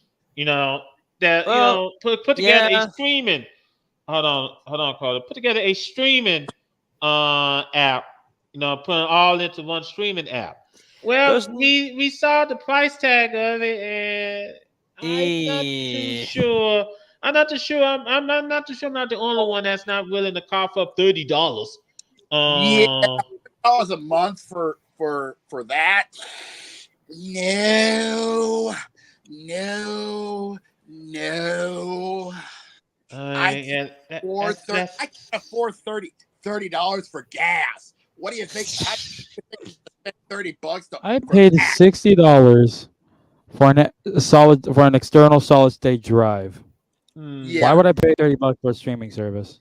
Yeah. Now let me say this. I pay. This will sound kind of funny, but I have the Disney bundle, and I pay $82 a month for the Disney bundle because it has live TV. It was Hulu with live TV, and of course ESPN Plus and Disney Plus. That's how I pay $82 a month. And it's worth it because I can't get any local channels on my antenna. So, but I think that $30 is a little steep. Now if they could probably find some way to crack it to say $29. $20? I don't think they're gonna go that cheap, but would be great for me. 15 to 20. I mean, 20. Just something to consider, just something to throw out there. Till then, not a lot of people is going to be jumping at the gun to go for that. So. Yeah. Mm-hmm. Now we do have some news as we get ready. Oh boy, to head into the soccer world. First of all, before we head over the pond, we got to talk about what's going on with the MLS. Now, let me explain what's going on with the MLS because do you guys remember years ago when the NFL had a problem with their referees? Yes. And the referees we all know this. Hold on, Cody. And the referees went out on strike, and the NFL used replacement referees. Oh, God. Oh no! And one game in particular. Hold on. One game in particular. When we had the Packers and the Seahawks did battle, and one referee said touchdown, and the other referee said, You guys remember that? Well, the MLS is going to have that problem because they're getting ready to use replacement referees themselves. Oh God! Oh God! Well, they're screwed. Mm-hmm. Now, well, this can end a well. lot of controversy there, boys. You're screwed. And now that I got that out of the way, first of all, Hit Kid's a happy camper because Sir Jim Ratcliffe has completed a deal to acquire a minority stake in Manchester United. Which means that the Glazers are no longer going to be running Manchester United. Yeah, they won't be running it anymore. Now, here's the deal. This from ESPN says Sir James Ratcliffe has formally completed a deal to acquire a minority stake in Manchester United, the club announced Tuesday. The British billionaire, 71, has bought 25% of the Premier League club in a deal worth £1.3 billion. Damn. Hold on. Let me look up that. Okay. Pounds to US. So if I take 1.3 billion, okay, which is 1 billion. I already done that for you. 300 million. I already have it for you already. How much does it cost? In the US, I think it'll probably cost like, if I had to guess, 50 million. No. You're like halfway there. $1.6 billion. Yeah, that sounds about right. The full number: $1,641,139,500. $1.6 billion. Carter, can I stay on soccer? $1.6 billion. Let me finish the story, Cody. Yeah. Shares issued in return for Ratcliffe's initial investment of £158.47 million or $200 million will take his total shareholder to 27.7%. A further £79.23 million or $100 million will be invested by December the 31st, increasing Ratcliffe's share to 28.9%. Yep. To be See, co-owner at of least Manchester. they were generous. See, at least they were generous to give us the conversions, except for that 1.3 billion pounds part. But like, come Yeah. on. Thank you for that. But Yeah. seriously, Now, it says to be a co-owner of Manchester United is a great honor and comes with great responsibility. Okay, sounds like he's been watching too much Spider-Man. yeah. Like I said in news release, this marks the completion of the transaction, but just the beginning of our journey to take Manchester United back to the top of English, European, and world football with world-class facilities for our fans. Well, they Work have to achieve been. I those objectives. cannot wait for this Until to Monday. absolutely go From into what the I'm hearing fucking ground. about update about, Jose wants chaos. That's what he likes. Yes, I do. but from what I've been hearing, he's already been talking about basically renovating or basically giving Old Trafford a facelift. From what I've been hearing, Mm-hmm. but which honestly could be a good thing, could be a bad thing. I don't know, because English football fans, they have a love-hate relationship depending on which team they are about stadiums. Okay, because people love their old stadiums, some people hate them, some people love their new stadiums, some people hate them. Again, it depends on which team you ask, which club you ask. Okay. Now, we're gonna stick to football, but this is gonna be a charity event we're gonna talk about. Football. Football. Hold on. My friend Cody, you said football, right? Yes, it's what As a true people Hispanic, it is say. said football. It is football. There's a F-U-P-O-L, football. think about getting on about the charity event. I want to stay on the Premier League for a bit because they're still going on with their season. I'm taking a look at the table, aka what they call the standings so far. I'll say this: it is a dogfight for the championship. Yeah. February, with Liverpool still holding on top of the table, while Manchester City and Arsenal are nipping at their heels, while Aston Villa, the Spurs, Tottenham Hotspur, and Manchester United are basically on the outside looking in. Okay. Mm-hmm. But as you all know, the Premier League follows basically every other international club soccer rules. Like, yeah, promotion's good now, but if you're at the bottom of the table, you better be prepared to say goodbye to the top of the tree. So Yeah, because you get relegated. yeah, and there are three teams, maybe four, that might have a chance might be going down to League Two, and that is Luton Town, Burnley, and Sheffield United. Damn. Yeah. Mm-hmm. It's not Now good. you did touch up on Liverpool because there was gonna be a legend charity match coming up. Along with Liverpool and, see if I get his name right, Ajax Legend Amsterdam. Oh, Ajax. Yeah, they're I think they're a team from Deutschland. Yeah, they're fighting it out Anfield. Oh, Anfield. Now, Anfield. there was a game today in the English Premier League. Manchester City beat Brentford 1-0. Yeah, 1-0 in full time, and somewhere hit kids is screaming to the top of his lungs, "Fuck Man City!" I wish he was here now, but I guess he's still recovering from his sickness. Yeah, last week. Yeah, soon. But yeah, no, he's probably saying "fuck Man City" because again, he's a Manchester United fan through and through, and he say "fuck Liverpool" as well because here's the thing: he has stated that he is a Manchester United fan, but his parents are Liverpool fans. So, if his parents are watching this, hello. Yeah. Anyways, now also let me bring this up real quick, because the MLS, that season starts this Wednesday. Yep, this Wednesday is the start of the 2024 season for Major League Soccer. So basically, as we're about to and their kickoff game is tomorrow night, at 8:00.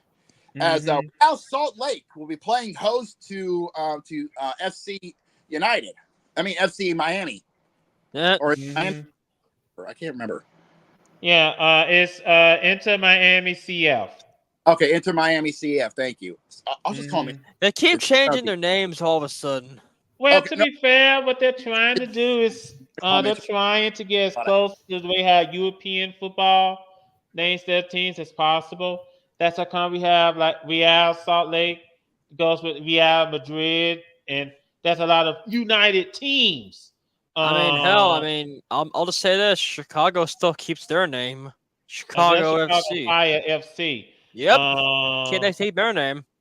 Yeah. But But anyway, That's some my do, some don't. Some just want to waste, just want to take out the time.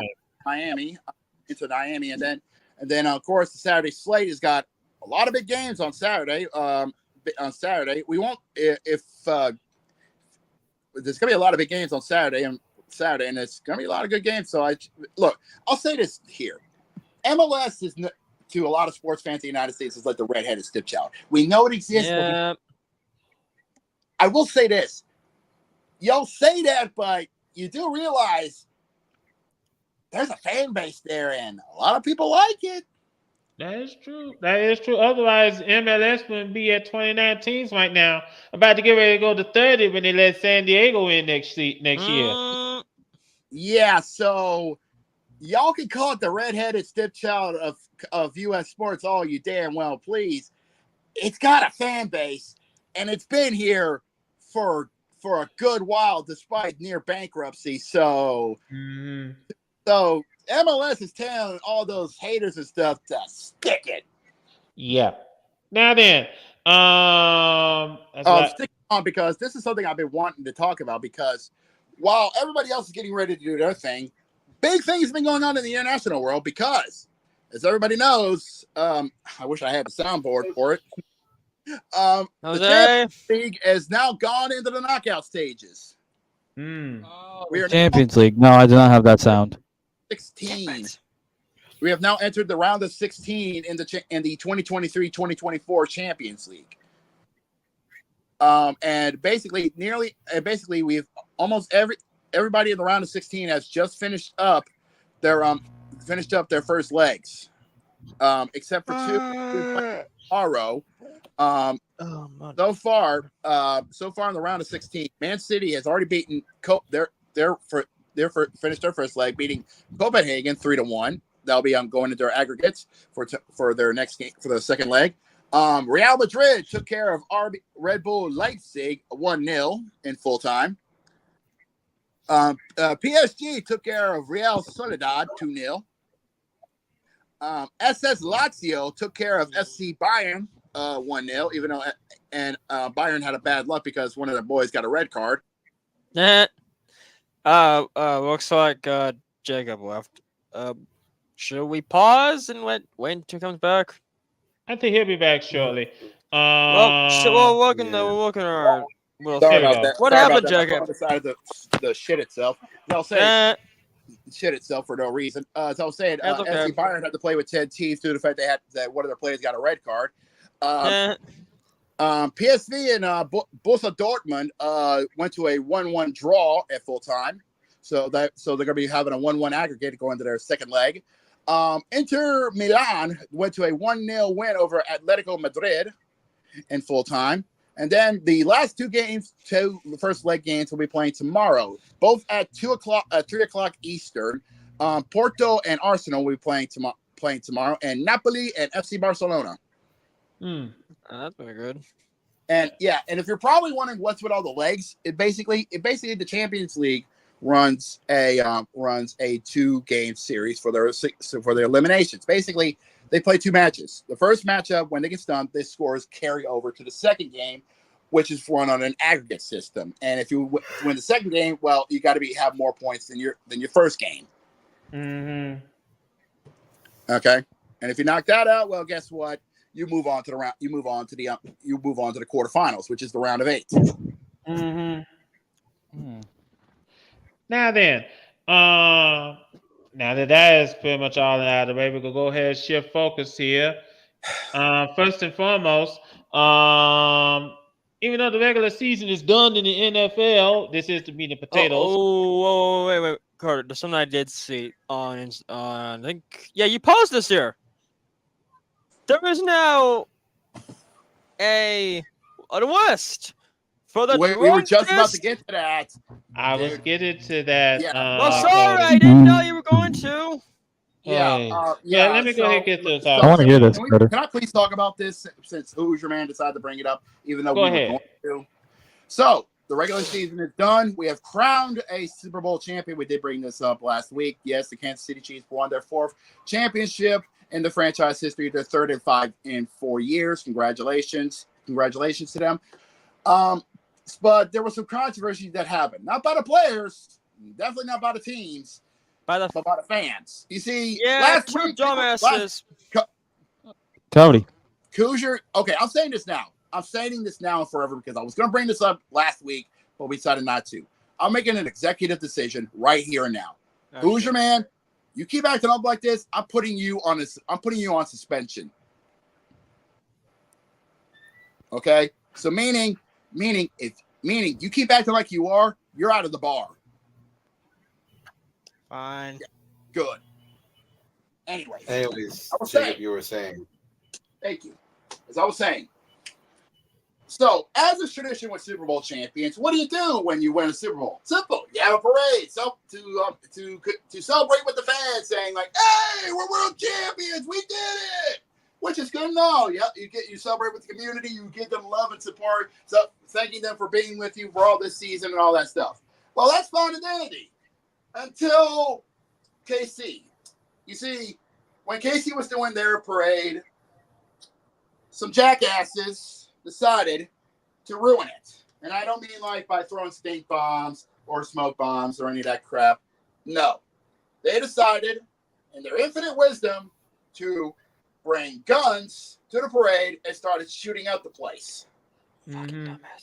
Which led to, taking the count, 22 people injured and one person going up to the upper room prematurely. Most of those people who were injured were children. 9 of them, to be exact. What the fuck? Yeah. 9 of them, who were so excited to go to their first ever Super Bowl parade to see the team that were going to be lifers, France forever of the Kansas City Chiefs, to see them hoisting the Lombardi with stars in their eyes, have now been who wakes up now in a hospital bed with an IV in their arm, screaming, asking Dad, why? Why did this happen to me? What happened to me? Now being mentally scarred for the rest of their lives. Hey, Jacob, does this remind you of when the Nuggets had their standard championship celebration? People bought guns? No. See, there's a problem. There's a problem that I've been seeing. Hold on. Wait. Stop. Number one, this has nothing to do with what happened, what's going on. I know, what but I'm happened talking in about Denver. I'm talking. Hold on. Number one, this has nothing to do with what happened in Denver. Because last time I No, checked, but I could see the Denver, simulation. did anyone get hurt during the Nuggets parade? At least I don't No, think I I've think you're heard talking about it. after the Denver Nuggets won the Yeah. championship. I think that's what it's talking about. Yes. Okay, Yes. then. Okay then. That Now one. let me go ahead and Anyway, piggyback. Let me go ahead and piggyback from where Yeah. Jacob is coming from, because 2 adults were charged today with murder. Yeah, versus Let me murder. go ahead. Let me go ahead and read this story. This is from ESPN. It says Missouri prosecutors said Tuesday that 2 adults have been charged with murder in last week's mass shooting that killed 1 person and injured 22 others near the end of the Kansas City Chiefs Super Bowl parade. Lindo Mays of Raytown, Missouri. Raytown. That kind of reminds me of from And Mama's. Dominic Miller were arrested, and both are facing second-degree murder charges, 2 counts of armed criminal action, and unlawful use of a weapon, per the report. This is coming. This is not just from ESPN. This is also coming from ABC News. Yeah, probably NBC. Per the report, Jackson County prosecutor Jean Peters Baker said Tuesday that they believe Mays was in a verbal argument at the parade with someone that quickly escalated to him and others pulling out guns. Both Miller and Mays were still in a local hospital recovering from their injuries that sustained in the shooting, and they are being held on a $1 million bond. But that's not just them. There's also New charges coming days after that 2 unidentified juveniles were charged with gun possession and resisting arrest for their alleged roles in the mass shooting. Just minutes after the parade ended last week in KC, one woman was killed and 22 people were injured in when the mass shooting broke out. Half of those injured were kids under 16 years old. The woman who was killed, the person who, Now, hold on, Jacob. I'll take it from here because I think you probably need some oxygen. The video shows, there was a video, by the way. The video showed Mays was the first to begin shooting despite being surrounded by crowds of people, including children, according to one of the affidavits.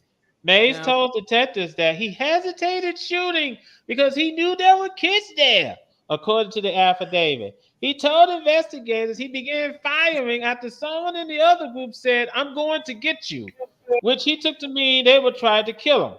He said he chose a random person from the other group to shoot at as that person was running away, the affidavit said. You know something? I'm just going to stop right here because this is sickening. This is probably a good choice, and plus, for reasons we will not show the video to you all. Yeah, we we actually try, so that's obvious. We actually have respect and care for yes, the absolutely. Victims of this incident, and we don't want views like that. No. Yeah. Now we don't do it. So, but we did get at least someone is getting arrested. Someone did get caught. Someone's arrested, and then hopefully we'll let the justice system handle them. Hopefully, let's cross our fingers. Hope they serve some hard time. If I had to predict by those counts of charges, I'm gonna say 8 to 10 years in prison. No, that's long. No. So this is murder. Somebody's going for life. This is a lifer. And here's the thing. To the person who unfortunately was killed, Elizabeth Galvin, who was a DJ for a local radio station. Yeah. The family set up a GoFundMe to help out with the funeral arrangements. New KC fan and pop star Taylor Swift helped out by donating $100,000 to the GoFundMe, which honestly is a wonderful thing that Taylor did help out with the Galvin family. I thank you, and we thank you for that, Taylor. You actually helped out with that, and we thank you for it, honestly. Okay. And also, Jacob, we've seen a lot of NFL teams, tweeting their support and sending their condolences to what happened in Kansas City. So, this lets you know the NFL is a family. So, it's truly heartbreaking. Let's go ahead and move away from that story. First of all, we have a retirement to announce. Matthew Slater is retiring from the NFL after 16 years. He's calling it a career. Yeah, after 16 years on the field, he has decided to hang up his cleats. And he said, and most of it was with the New England Patriots. And he said, when he was on his retirement, simple enough, it has been an honor. Absolutely. Fetterman, he said, I have given all that I possibly can to respect and honor the game. Though it is time for my relationship with the game to evolve, the love I have for it will last a lifetime. Yeah. That says a lot. Indeed. And then there was, the offseason, you got to have firings. So Cincinnati decided to release quarterback AJ McCarron. Well, actually, he wanted to be released so that he could go play for St. Louis in the UFL. Yes, AJ McCarron, former Alabama quarterback, has decided he wanted to go back to St. Louis to spend more time improving his skill and proving himself. So he decided to request his release, which he got approved with Cincinnati, and now he is going back to St. Louis to continue getting more work with the Battle Hawks of St. Louis, which honestly was a good idea, because when he was playing with St. Louis, he was showing promise. Absolutely. Now, Cody, when a player is getting released, we don't say they're fired. It's all right. They're getting released in their contract. The Detroit Lions have released veteran safety Tracy Walker III The team posted on social media this evening. Wow. Walker posted a parent goodbye to Detroit on Instagram earlier today. Detroit, I want to thank you for welcoming me as a Wookiee and accepting me as a family, he wrote, thanking the Ford family for the past 6 years with the franchise. So with this release, it creates some cap space for the Lions. $5.5 million in cap space, by the way, for the Lions. And now, since this is the off season, I was watching First Take this morning, and they were discussing about what's some move. Well, it wasn't First Take. It was Get Up. That's what I was going to say. It was Get Up. It was Get Up, and they was discussing about some moves that some of these NFL teams should be taking. For example, they brought up that Derrick Henry should go to Dallas. Hell no! I don't buy No, that. I'm going to interject right now. I'm sorry. No. No. Derek, Go. Derek, yeah, Derek, my friend, my buddy, my confidant, mi amigo, my king, mind you. Why would you want to go to Dallas? Your Highness. Now, Why would that's just the beginning. Henry? Oh, that's wanna just go the to beginning. fucking the Cowboys. Now, that's just the beginning. The beginning? Oh, God. Now, one of the announcers also said that the Buccaneers should trade Mike Evans to Kansas City. Why? Okay, now they're just stretching it. Now they're just stretching it. Why? Why would you want Mike Evans to be with Patrick the Frog Mahomes? Why? Why would you want to give KC more weapons? Yeah, especially a person who is like almost going to be retiring. Patrick Yeah, see- Mahomes is not going to retire. No, Mike anytime Evans. soon. I'm talking about Mike Evans. No, he's talking about Mike Evans. Mike Evans is not going to retire anytime soon. Let me guess. Were they talking about Jimmy G as well? No. Now, Jimmy G, he's going to be suspended. As a matter of fact, if you heard from our friend Ray, he's waiting for the Ravens to kick Jimmy G to the curb. I wonder why. What's the PED policy? Performance enhancing drugs? Mm-hmm. Yes. Yikes. I guess he took too much of the voids. No. No, must have been that Viagra he had in his back pocket. Now, I looked it up. Yikes. $11 million in guarantees. Yikes. And then then there's more like Deshaun Watson is going to be in a lot. Deshaun Watson. Yeah, Deshaun Watson is going to be testifying. I said Watson. It's Watson. I said Watson. Why the fuck? Get on. You're drunk, loser, man. Might have to testify again in another lawsuit. That's Deshaun Watson for he's gonna be testifying in so many lawsuits. We wonder he should be on the next episode of Judge Judy. And then the son, and then why? This one makes no sense. Why the fuck would you want Brandon Staley back in the NFL? Why? Hold on. What team? I think I know where this is going. The 49ers. The 49ers. Okay, I want to send a message to Kyle Shanahan. Kyle, let me get this straight. Put the spotlight on me, Jose. Kyle, let me make sure I get this straight. Okay. You mean to tell me you fired Steve Wilkes for some odd reason, despite him building probably the best defense the 49ers have seen in a while. And now you're going to replace him with the guy who, on his last game that he ever coached, gave up 63 points to a team that did not score a point at all the previous week. Now, what in Sam's Hill caused you to make this decision? Are you still hungover from the 28-3 debacle when you was the offensive coordinator for the Falcons? I'm just wondering. That's all. I'm just curious. That's all. Did you have a little bit too much of the ganja? Did you have a little bit too much of Jack Daniels? Did you have a little bit too much of Cody's best friend Samuel Adams, and a little bit too much of Cody's best friend Snornar Vodka? I mean, What Texas New England? No. Knowing him, he had a little too much. He had a little too much of the powder, if you know what I mean. Yeah, let's get Brandon Staley. Let's do it. So basically, he was smelling his own fart. Yep.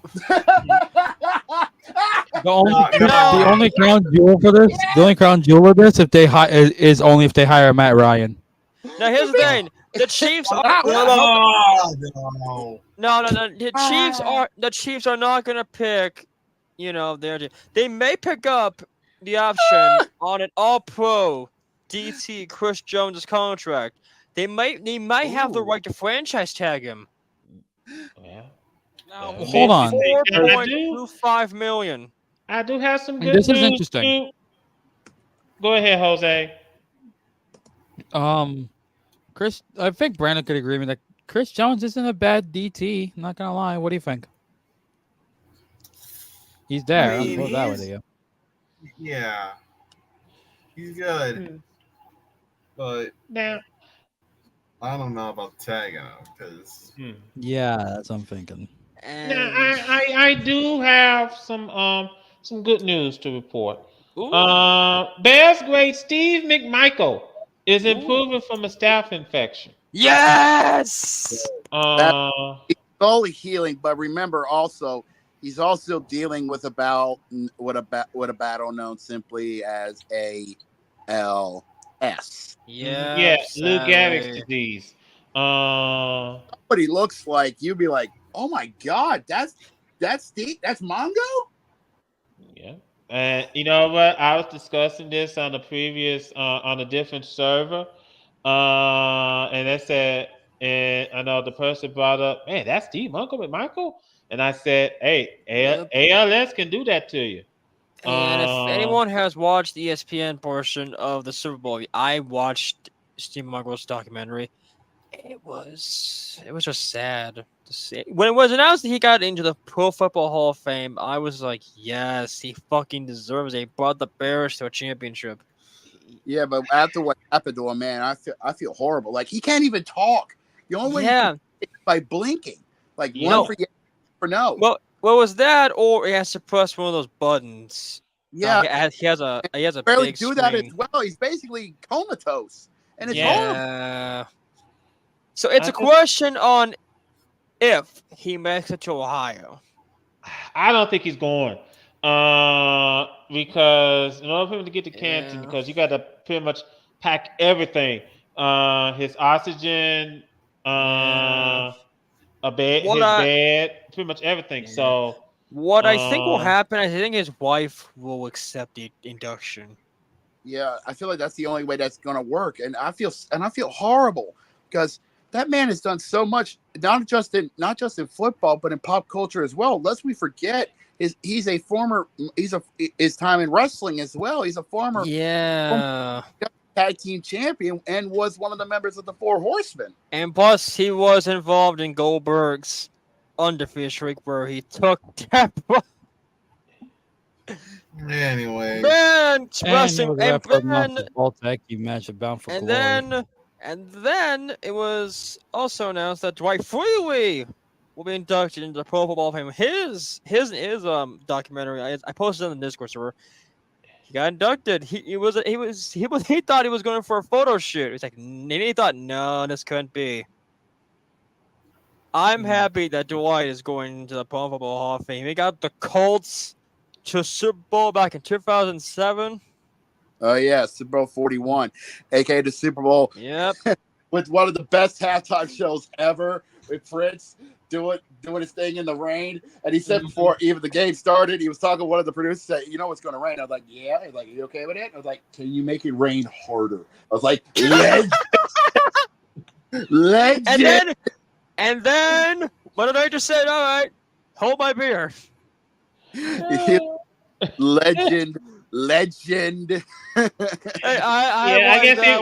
hold on. I guess he really did say, "Let's go crazy." But oh God. Anyway, so before we turn out the lights here, ladies and gentlemen, we want to thank you so much for taking time out of your busy schedule and listening to us talk this evening.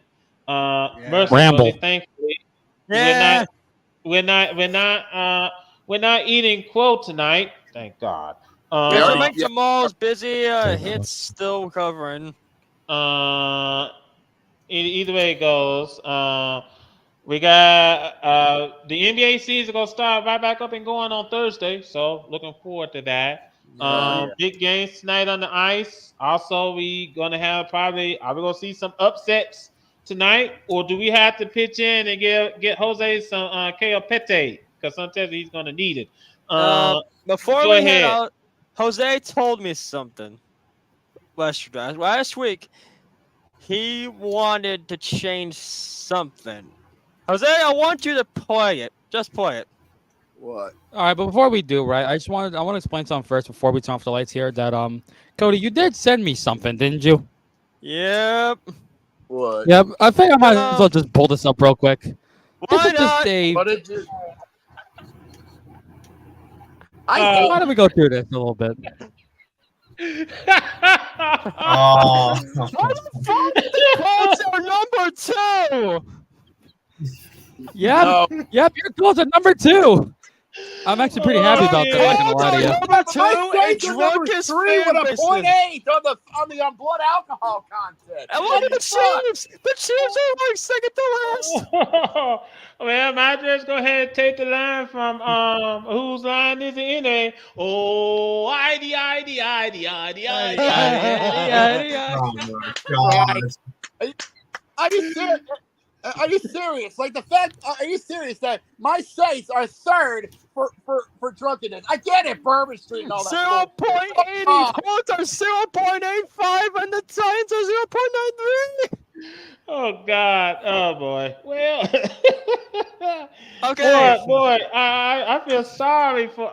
Well, how you think Malik feels? Oh my God. Well, you better gonna quit the discuss it. liquor. Remember when we got so pissed at the draft? No. Hey, let me go ahead and get through what I was saying. We want to thank Yeah, our let's get it through, Carter. Yeah, I want to thank our fans for tuning in and listening to us talk, listen to us have a conversation about sports. There's a lot of big plans in store for sports. But sit down and watch it because you're going to enjoy every minute of it. First of all, if you like what you see, please, by all means, subscribe to our channel. Like this video, and when you do subscribe to our channel, by all means, please hit that bell so that you will be notified whenever we stream. We'll be back here next week, ladies and gentlemen. Satan times. What is it, Cody? Carter, we'll get it. Yeah. Okay. I'll let Carter finish. Sorry. Same time, same channel right here on YouTube. So we want to see your face in the place. All right, Jacob, take us home. With pleasure, man. Safe to say that when you don't have to worry about eating crow, you actually have a lot of fun doing stuff. Fun. But yeah, this has been this. Well, normally when people say, "Oh, the NFL season is over," we got to be bored out of our minds. You don't realize that the sports world keeps turning round and round and round and round because there's a lot more options to choose from it. Trust me, we don't get bored doing it because we got a lot more to go through, and we're not even hitting the slow point yet. And we're still having fun doing it. And we keep doing it as well because we hit 113 episodes of this little podcast, and we haven't even hit our stride yet. I love every second of it. And I'll say this: safe to say, like I said, the sports world is just ready to hit us with haymakers because the second act of the NBA is just about to start off on Thursday. The NHL is picking up on their second act. MLB is just getting started with spring training, which means the MLB season is ready to kick off and ready to have some fun. And of course, let's not forget, even though fall football is done, doesn't mean football's over with. Spring football's coming up as well. That means your fix of the football hits won't be done and dusted. You're about to have a lot more fun to begin with. And I have to say, we're in for the ride every second of the way. And I promise you, we're going to be back next week. And every Tuesday, 6 Eastern, 3 Pacific, here on our YouTube channel, the VWU Sports Podcast, where we will talk nothing but sports for sports fans, by sports fans, nothing but sports. And I promise you this, if you like what you see, like Carter said, hit the subscribe button, share this around all social media platforms, give us some love, and hit the like button. And if you want to be notified for when we go live next week, make sure to hit that bell, and you'll be notified when we go live next week for episode 114. But until then, unfortunately, it is last call at the bar, so you got to go. You can't stay here, but you can't go home, but you can't stay here. For everybody here, for Cody, for Jose, for Brandon, and Carter, and myself, JB, we thank you so much for tuning in for the podcast, and we will see you guys next week for more VWU sports action. Until then, y'all have yourselves a good night. Stay safe, everybody. Take care, everybody.